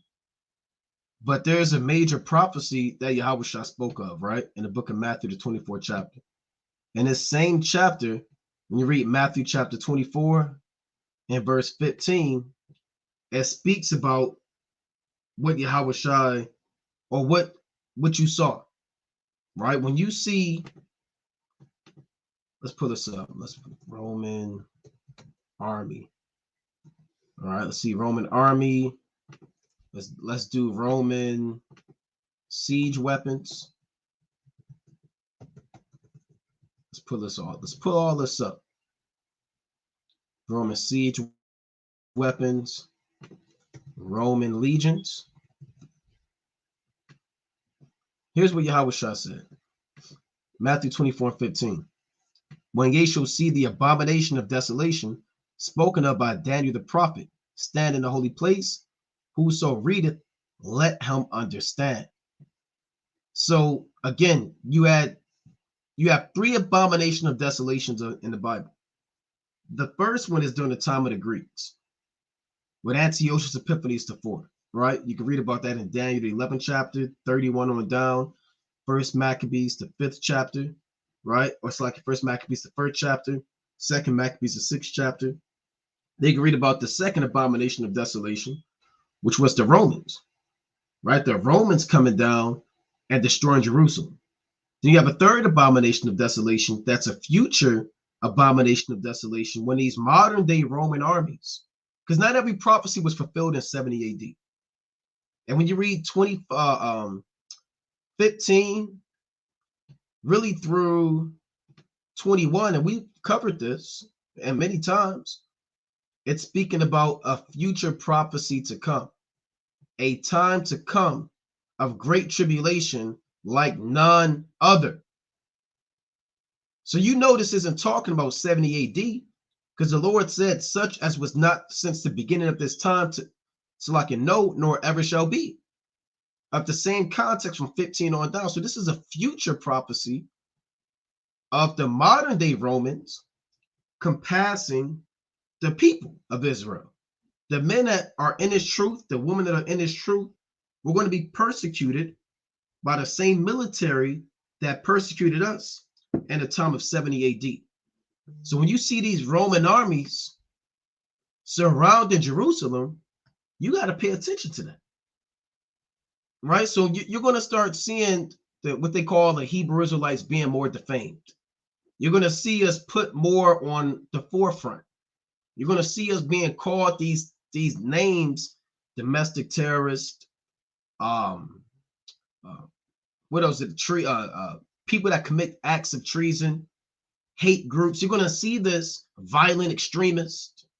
There's a new name they call this. I can't quite remember, right? But they're going to call it these things, and it's going to increase to us being persecuted on a higher level. And then eventually they're going to send these Roman armies against us to kill us, man, and to gather us up. But the Lord is warning you, saying, hey, look, when you see them coming against you, then that's the time to be a pilgrim on the earth. That's how you know it's time to be a pilgrim on the earth, based off of them coming against us. Now, in the ancient world, and around the time of 70 AD, it applied back then too. The Lord gave the Israelites warning about those Roman armies coming in, and it told them, look, when you see the Roman armies coming in, get out of Jerusalem, right? And these were things that they would look for, right? Let's see if I can pull this up. When you saw these men, you knew, hey, look, it was time to leave. When you saw them approaching Jerusalem, you had to get out of there. That's why a lot of Israelites fled into so-called Africa, other parts of Mesopotamia, and other parts of the world, because the Lord warned them, even in Luke the 19th chapter, about an increased military presence. When you see an amped up, and it's not now, right? What you saw in the video, that's not talking about now, because we still have more persecution through the media, right? Through the TV and through this government that we have to go through before that's actually fulfilled. But this is a foreshadowing. That increased military activity now is a foreshadowing of what the Lord was speaking of. And in 70 AD, they saw this increased military activity around Jerusalem. And the Lord warned them, saying, when you see that, you know it's time, right? So let's actually get that. Let's get Luke. Let's go to Luke the 19th chapter. Right? Luke chapter 9. And this is a major prophecy. Right? It seems as though, we don't really discuss this. When I say we, I'm speaking about the nation, don't discuss this prophecy as much. About when you see these Roman armies coming, it's time to be a pilgrim on the earth. Right? We have to speak about that, man. So you don't get caught out there. Right? During the days of evil and tribulation. Now, if you say that already happened, it's fulfilled, then you don't understand the prophecy. From 15 on down to the end, really to around 22, 23, it's speaking about the time to come. On why we're going to be a pilgrim on the earth. Why Esau is going to make war against us. Why 2nd Esdras chapter 16 says what it says. Right? This is Luke chapter 19. Here's what Yahushua said. This is speaking about 70 AD. You got to know how to discern when it's talking about the ancient world and when it's talking about now. Right? This is Luke chapter 19 to 42. I'm going to start at 41. And when he was come near, this is Yahushua, when he was come near, he beheld the city and wept over it, saying, if thou hadst known, even thou, at least in thy day, the things which belong unto thy peace, but now they are hid from thine eyes. So Yahushua came to Jerusalem and started weeping. He said, man, and he started crying because he saw in a vision what would happen to the people. He knew they wouldn't take heed and they would stay there. He knew that they didn't understand what Daniel was talking about, because a lot of those prophecies were sealed. That's what it says, whoso readeth, let him understand. They didn't understand second Esdras, Revelation, the 12th chapter. They didn't have that. They didn't have this dragon is going to make war with the remnant of his seed. They didn't have a lot of these things, man. They didn't know what was going on. You know, they didn't understand Daniel, really the 9th chapter. That's why he said they are hid from thine eyes, because the Lord didn't reveal unto them all of the secrets. For the day, this is what he did to them, for the day shall come upon thee that thine enemies, meaning the Romans, the so-called white man, shall cast a trench about thee and compass thee around and keep thee in on every side. That's that siege. And shall lay thee even with the ground, and thy children within thee, and they shall not leave in thee one stone upon another, because thou knewest not the time of thy visitation. So we're going to know through the Spirit the time of our visitation. Because the Lord warned us, hey, look, when you see these Roman armies coming up, that's the time of your visitation. So you don't have to be laid down one. Remember, we're stones. We don't have to be laid down one stone upon another now. Doesn't mean that some Israelites aren't going to be martyrs. But we don't have to suffer the same way our forefathers really suffered in the great extent, because now we kind of know, hey, look, here's the Romans coming in. Here's that increased military activity. Here's that abomination of desolation coming all over again. Hey, look, this is what the Lord spoke of. Now, this was 70 AD in this time, in Luke 19. Right? Let's go to Luke 21. Right? Let's go to St. Luke, chapter 21, and verse 20. And when ye shall see Jerusalem compassed with armies. So the abomination of desolation is being described in Luke 21 and 20. You may say, well, how do you know that? Well, I mean, let's simply compare it. When you go back to Matthew, I'm gonna have to open up another blue letter and another blue letter, because we're gonna go to Mark.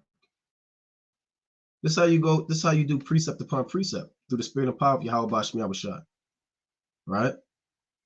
So we'll open this up and we'll go through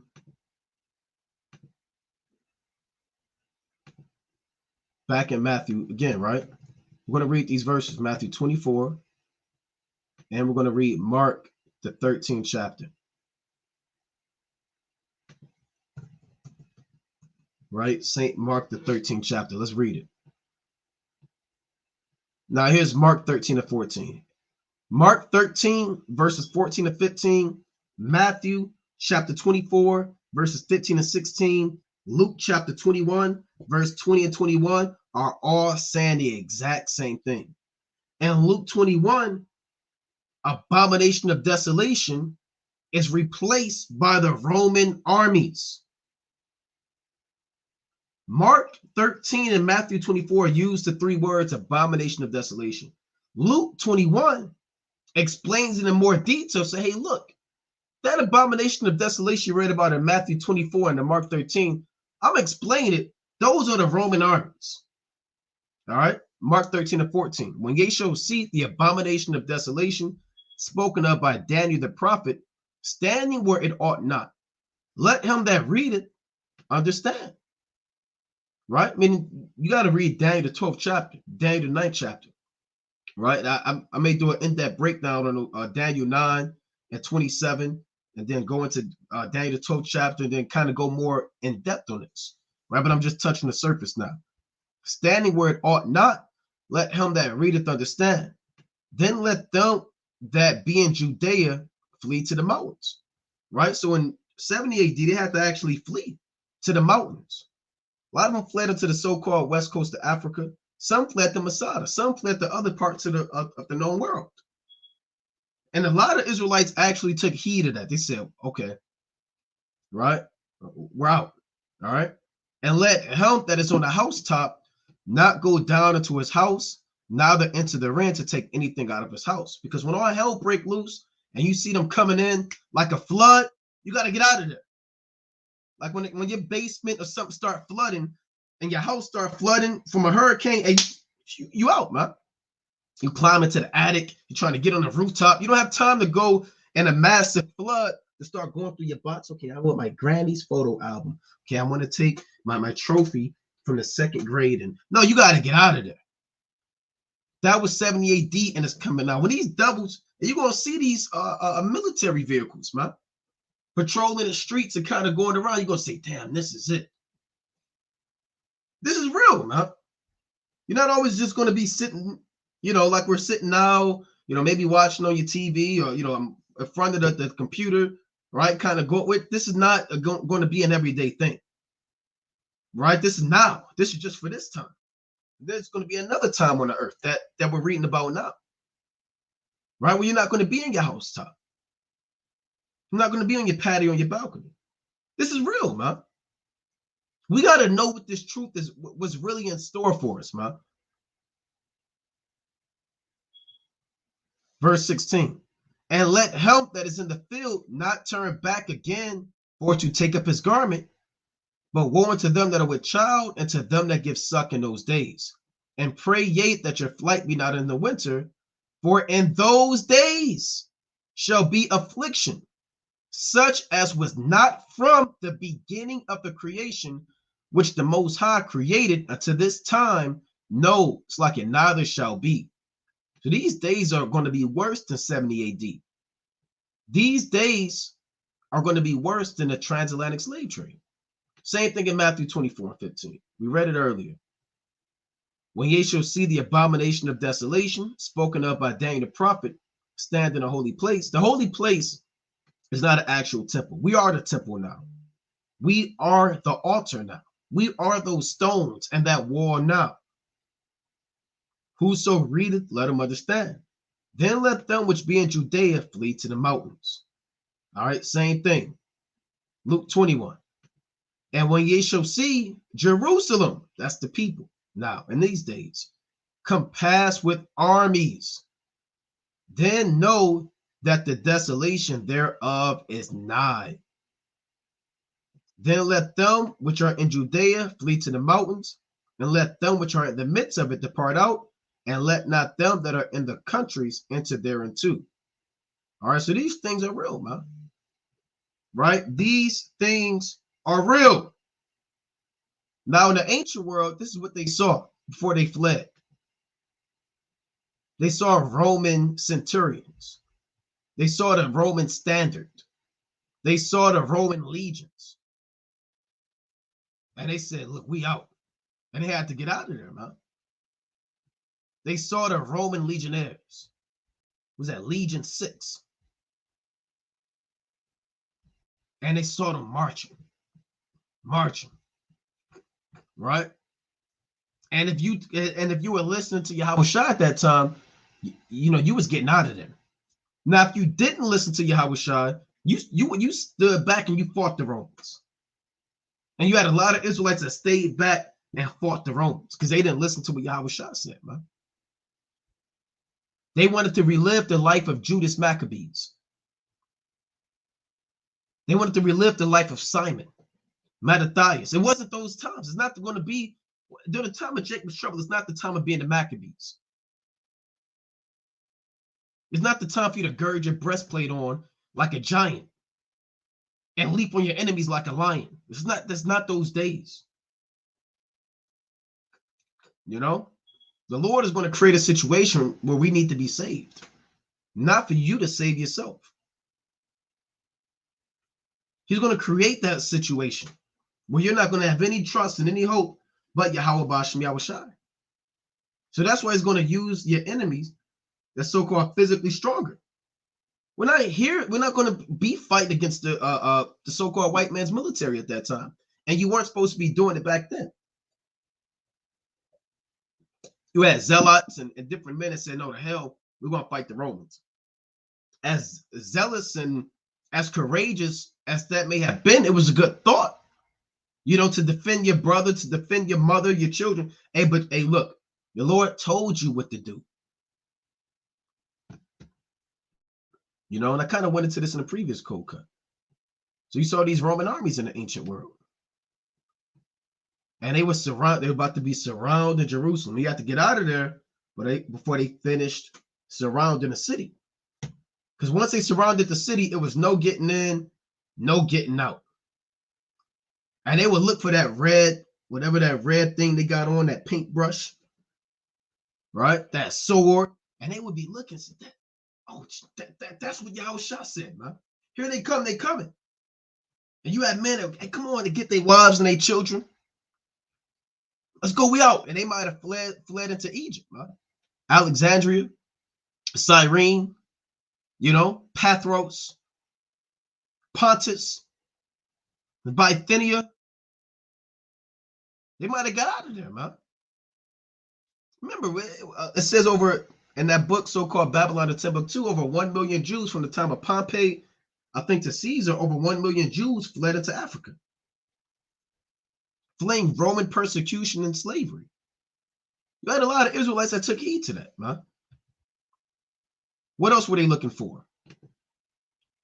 This is Roman. These are the Roman legions.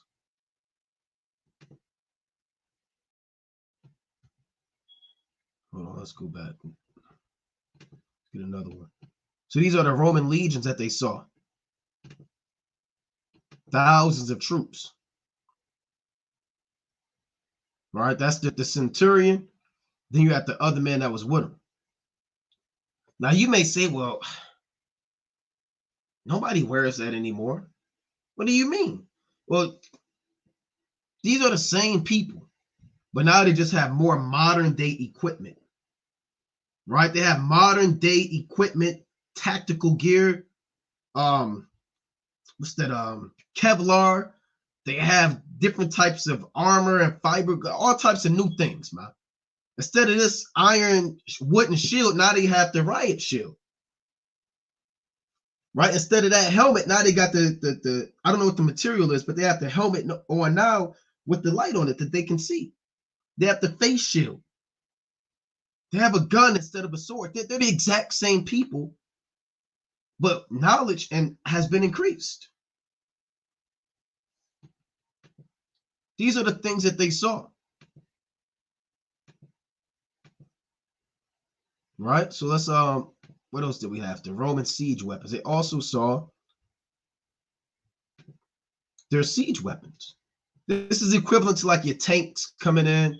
This is a battering ram. This is actually not a battering ram. They got this kind of wrong. This is a what you call a siege onager. Okay, some will call it a catapult. It's really like a Roman siege. Let's see if I could put that. An onager. That's the technical name for it. When you study ballistics and warfare, right? So this is a siege onager, right? It shoots projectiles, and you will see this. Look at this. They kind of whoever did this made this makeshift thing they had going on, but you would see these things approaching the city. You say, "Damn, I see the people coming in. I see the siege onagers, the trebuchets, or your long distance catapults, your siege towers." And you would see them coming to Jerusalem. And again, you would have to, that's when it was time. Now you may say, well, what's your modern day siege onager? What's your modern day ballistic weapon? Well, think about it. Your modern day siege weapons are your tanks, those big military vans, buses that they have, those military jeeps, everything I just showed you in that video. Right? This looks like a tank, but it's not a tank. All right? Looks just like a tank, and it shoots out fiery rocks, and it shoots out different types of projectiles. The same way a modern day tank shoots out projectiles. So these are different things that we would see around the time of 70 AD to let us know, hey, look, it's on. right? Because persecution started around what they call so-called 66 AD, and a siege was in 70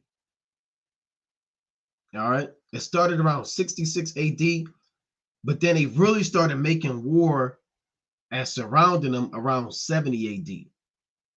So we had, Israel had time. So let's pull this back up. Then let them which are in Judea flee to the mountains, and let them which are in the midst of it depart out, and let not them that are in the countries enter thereinto. So let's pull this up on your modern day scale. Let's pull up your, what they call it, your National Guard, right? This is what they call it now. Or your army. We won't even, we'll deal with your army, right? Let's say that they just use the army. So this is your modern day Romans. Like you said, well, I don't see the red. I thought they wore red. Well, now they wear camouflage. Well, what happened to their sword? Well, now their sword is a rifle. What happened to their shield? Well, their shield now is their body armor. You see that? Man, they're going to be coming after Israel, man. Why? Because you're going to be called a domestic terrorist. Your Bible is a weapon of hate speech and evil. And it's against the so-called Constitution and anything that America stands for. And if you get caught with your Bible and reading this book, you're going to be caught out there. So you're going to have to make a decision, right? Am I still going to serve Yahweh Bashmi Awashai? Or I know what's coming to me. Am I going to go back in the world? You got to count the cost in this thing. Oh, I didn't know this was going to happen. This is serious. Yeah, this is serious. This is the truth, man. This is not a game. This is not just about drinking wine, man, and mirth. This is the real deal. This is the real world. You're a literal Israelite and a land of your enemies, and this is the prophecy that's going to befall us. Like you say, well, I don't believe that. I got guns too. Okay, okay, you got guns too. Okay. Yeah, I got a gun. I got a better gun than that. I got two of them. Right? I got my club, my motorcycle club. Me and my motorcycle club, we gonna get down with them. Yeah, I hear what you saying, Naquam, and yeah, I hear that. But guess what? I can shoot too. You know. So Jake is gonna get down. They're gonna get jiggy with it, man. You got a lot of Israelites saying, "Oh, we're gonna get down too, man." It's gonna be a lot of Israelites are gonna die because they don't believe in the Bible. Even with a lot of Israelites aren't gonna make it, man, because they don't listen. Right? Jake always wants to do what they want to do. They want to follow the ways of their own heart. Let's go to Proverbs chapter 14 and 12. I got guns too, spirit. Right? Proverbs. Why do you think all of those Israelites died in the time of 70 AD? Right? Proverbs chapter 14 and 12. There is a way which seemeth right unto a man, but the end thereof are the ways of death. Let's go to Proverbs chapter 22 and 3. So you could do something that you think is right. It's going to lead to your death. You can be fully convinced that what you're doing is the right thing. It's going to lead straight to your downfall. Proverbs 22 and 3. A prudent man foreseeth the evil and hideth himself, but the simple pass on and are punished. That is plain upon tables, that he may run that readeth it.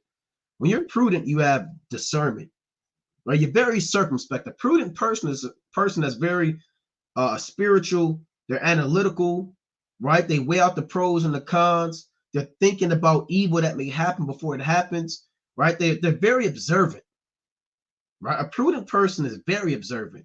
They're so observant, before evil comes, they can already sense it and see it happen. They say, "Oh no, something ain't right. This is not it." All right, and they'll hide themselves. But the simple pass on and are punished. That's how you got these Jakes And they make a like a running joke about it. We see a bunch of Jakes flee, then you start fleeing. Like if you walk in this way forward, you see 40 Jakes running the opposite way, you're going to start running the opposite way. Because you're like, hold on, I ain't running for no reason. I'm out too. You know who's going to go figure out that thing? Who's going to go try to figure out what's going on? An Edomite. He's going to go, well, what are they running for? Can't be that bad. What is this? Right? And Esau is going to go, when they're running that way, I'll go this way. I'm going to go see what's the big deal. What's the big deal? And they'll go in there and they'll get jammed up, man. Because Esau don't have no common, he's not a prudent man. He don't have common sense. Right? He doesn't have any type of discernment. Esau is always trying to discover something, figure something out. Put my hand inside this alligator. Right? What the hell is in there? Well, what do you think is in there, man? Why do you care what's in there? I just want to put my head in there. Let's see how this thing goes. So that's how Esau operates, man. Let me just get in this boat and just get down at the bottom of the ocean, man. Let me just see what's down there. He's always trying to pass on and do something. What happens if I jump out this plane? You know?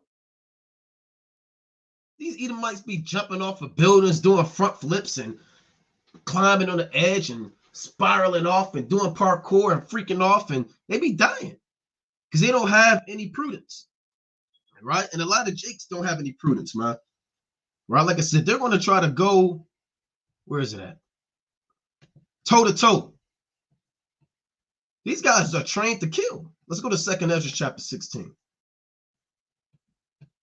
Right? These guys are trained to kill. 2nd Esdras chapter 16. Right? Let's read it. Verse 70. I'm going to start at 67.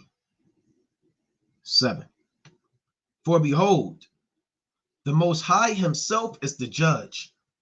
Fear him, the 2nd Esdras 16-67. Fear him, leave off from your sins and forget your iniquities. To meddle no more with them forever, so shall the Most High lead you forth and deliver you from all trouble. For behold, the burning wrath of a great multitude is kindled over you, and they shall take away certain of you and feed you, being idle with things offered unto idols. So these devils are going to take away certain of you and feed you. They're not going to feed you lamb. Okay, here's your lamb. Here's your bitter herbs. Here's your unleavened bread. Right? Here's your wine. No.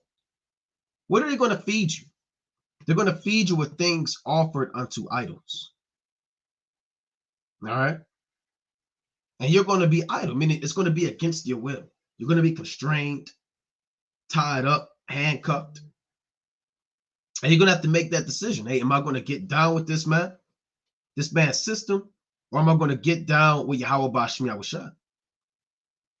Let's see what's going to happen to the people that get down with this system. And they that consent unto them. Many people say, I'll eat that. It's not that bad. I have grace. The Lord knows my heart. Right? So if you consent unto them, what the Lord say? Shall be had in derision and in reproach and trodden underfoot. Meaning you're going to be confounded how they deal with you after that. You're going to be reproach and a mock, and then they're just going to kill you. For there shall be in every place. And this is why that's going to be happening. Because the Lord, he told you what's going to happen. And he said, for, meaning this is what's going to lead up to that. For there shall be in every place and in the next cities a great insurrection upon those that fear the Lord. So this is more detail of Matthew 24:15, Luke chapter 21. This is more detail. There's going to be a great insurrection upon those that fear the Lord. Right now in France, there's an insurrection going on. The insurrection is done by the citizens. They're the belligerents in this situation. The citizens, these so-called immigrants who came in, these people who are throwing cars off of rooftops, they're looting stores and harming the so-called police. That's an insurrection. There's going to be another insurrection. This insurrection is going to be in America. This insurrection is going to be done by this man's government and military against the children of Israel. An insurrection is when you rebel against a government. We are the true government. Another definition of an insurrection is when you rebel against a kingdom. And a king, who is the king?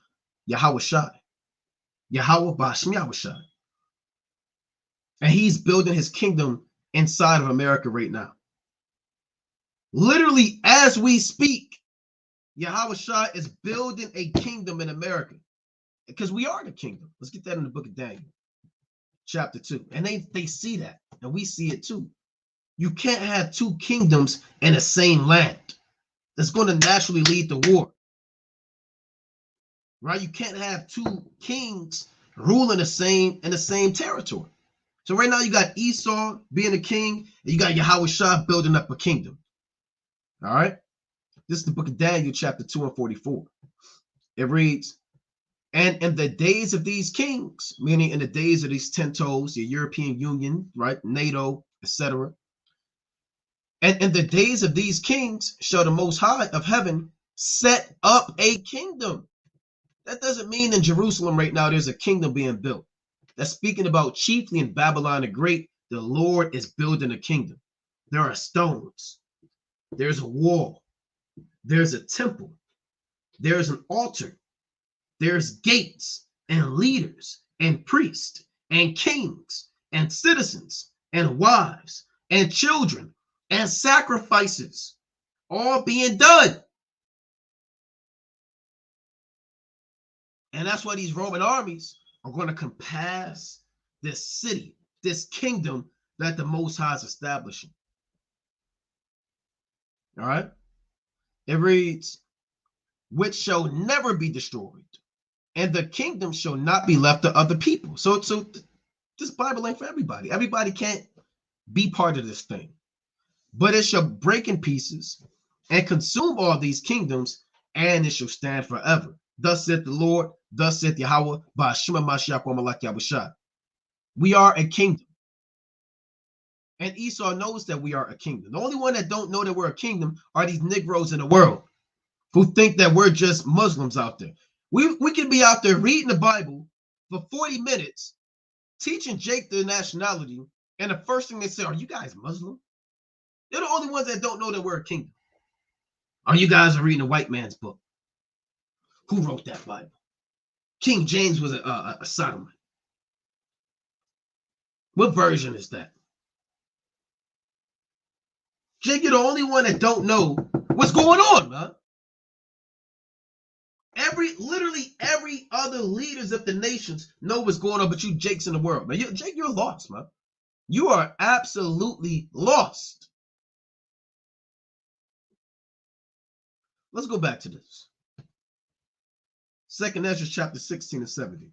For there shall be in every place and in the next cities. Those next cities is Baltimore, LA, Chicago, Detroit, Miami, New York, Memphis, Little Rock, Jackson, Mississippi, Houston, Dallas, San Antonio, right? Oakland, Philly, Jersey, you know? These are these next cities. There's going to be a great insurrection upon those that fear the Lord. They should be like madmen, sparing none, but still spoiling, meaning robbing you, and destroying, meaning killing you, those that fear the Lord. For they shall waste and take away their goods and cast them out of their houses. So they're going to be kicking your door down, man. It ain't no, okay, I need it.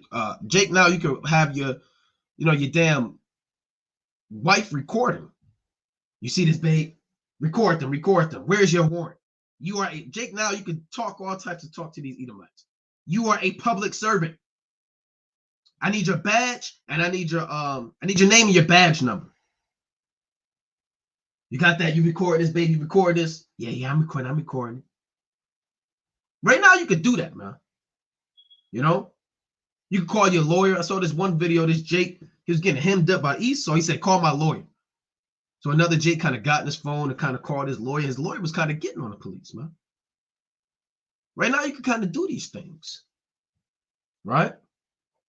You kind of run away, right? Saw this video. This Jake kind of did a front flip over a fence. He kind of escaped. He juked out the police officer, and everybody laughed. And you think in those days it's going to be that same spirit? No, man. The Most High is going to put a different spirit on these Edomites, and they're going to be in their raw form. They're going to truly show themselves. Their final form, for lack of better terms, man. They're going to be in a spirit, and the purest Edomite spirit. All of that hatred they've been hiding, like I tell you in Proverbs, whose hatred is covered by deceit. I believe that's Proverbs 26.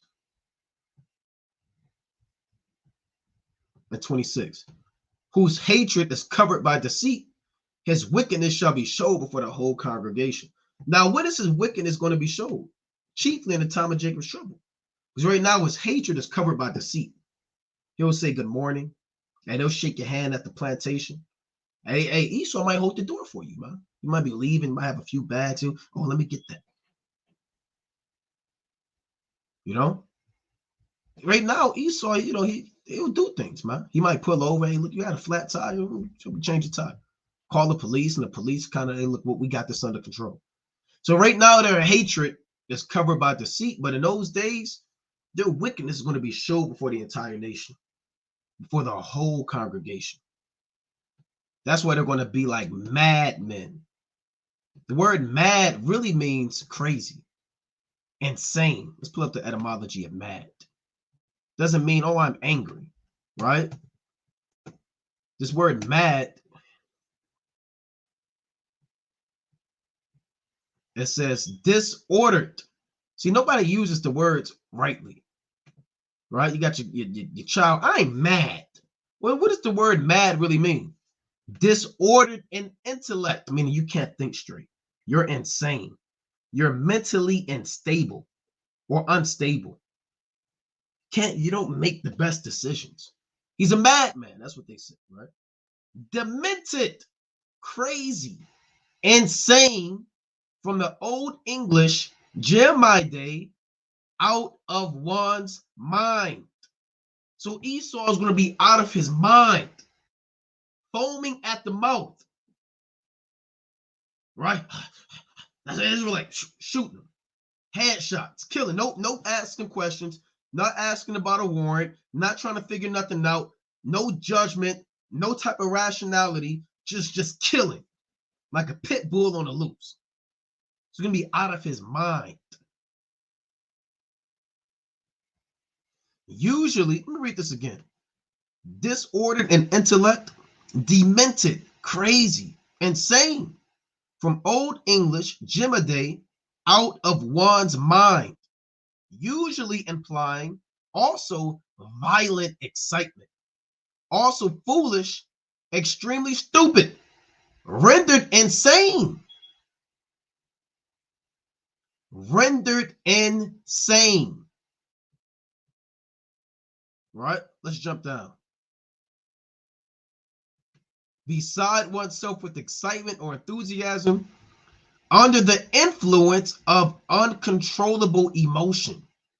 So he's going to have spirits sent on him. Right? The Most High is going to put a bunch of more demons on him. You know? Enraged, furious, beside oneself in anger. Look at this. Of animals affected with rabies, furious from disease. So Esau is going to be like a dog with rabies. You look at these dogs with rabies, man. They look. See if they got a picture. Look at this. This is how Esau is going to be. Right? You can't tell this dog, hey, look, calm down. Hey, look, sit. Okay, roll over. Look, sit. Lay down. Stop. He's not hearing that, man. You encounter this dog right there. He don't care about what you say. Look, I'm an Israelite. You try to open up Genesis chapter 1, I'm supposed to have dominion over the beasts of the field, right? He don't want to hear that, man. Right? Look at this. This is how Esau is going to be. Mad. Like a mad man.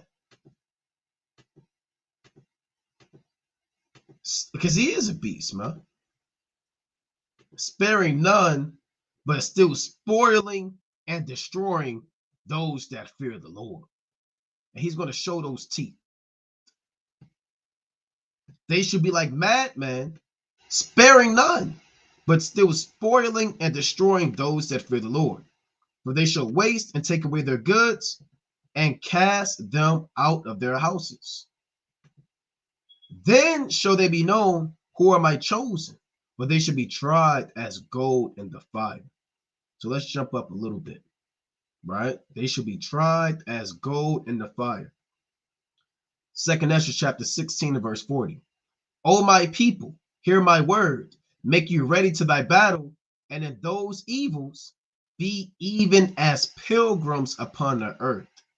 So in those days, you're going to be a pilgrim on the earth. The Lord said you're going to have to make moves, man. During the days of war, the abomination of desolation, famine, you're going to have to go from place to place. You're going to be a pilgrim on the earth. These are the things that Yahweh Shai said would happen, man. You're no longer going to just be sitting in your home all the time, behind a keyboard, in a nice couch and chair with the AC on. Maybe the fan is on. Maybe you still kind of got your, just chilling in your pajamas, man. You're eating your Sabbath meal, Maybe you got your notepad. Maybe you're kind of getting into this thing. Hey, we're going to be out in the element soon. We're going to be out there in the wilderness somewhere, man. In the woods. Right? Looking, right? Maybe you got family. Maybe you have children. Right? Maybe you have babies. Hey, you're going to have to take them with you, man. You're not going to be able to pack a suitcase. Take your money with you. When you see these Roman armies, let's get them. Where's the modern day Roman armies? Here's the modern day Roman armies. Coming against us, you're going to know it's time. And those evils be even as pilgrims on the earth. And they're going to be like mad men. Let's pull up martial law, right?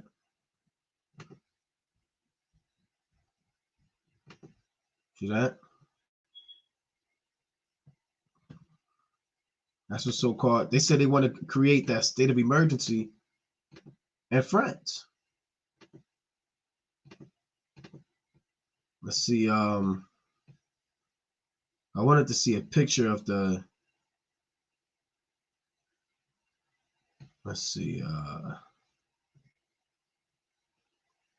So-called tanks.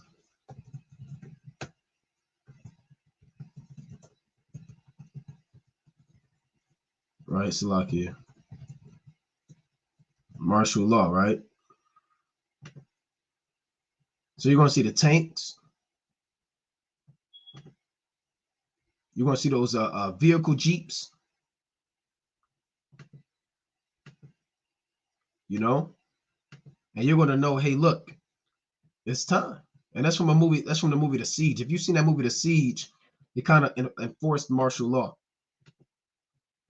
So when you see Esau kind of get down with that side, you got to kind of know what's going on. You can't be like this guy. If you know what happened to this guy, I mean, just take a wild guess at what happened to him. Right? This guy and this thing. He got steamrolled. Right? The Lord didn't say do that. It's not time to be a protester. I'm going to be defiant and I'm going to stand up and I'm going to protest. You're not going to be protesting in those days, man. Getting steamrolled. You're not going to be fighting Esau, shooting out of the window from the fifth story of your condo, man, or your apartment. Open up your dirty blinds, pushing your screen door out, lifting your window, putting a sticker in the book in it so it don't slam on you. taking your dirty gun out there and just going to town, man. Making a bunch of noise. You know? So let's go back to this. Right? This is in lieu of the increased military activity that has been being cited around Babylon the Great, right? Because we know that martial law is coming. We know that all hell is going to break loose soon. It may not be now, but it's inevitable. It will draw nigh on the earth. You're going to see that, but we still got more we got to go through. More defamation, more persecution until this thing really amps up, right? So you have to get the understanding of what Yahweh Bashar Shah requires of us and expects out of us. So with that, I'm going to close up, headed to cap, giving, of course, all honor and glory to Yahweh. Bashima Mashiach Omalak Yahushai. Most I willing you were edified. Kwam Yasha. Shalom.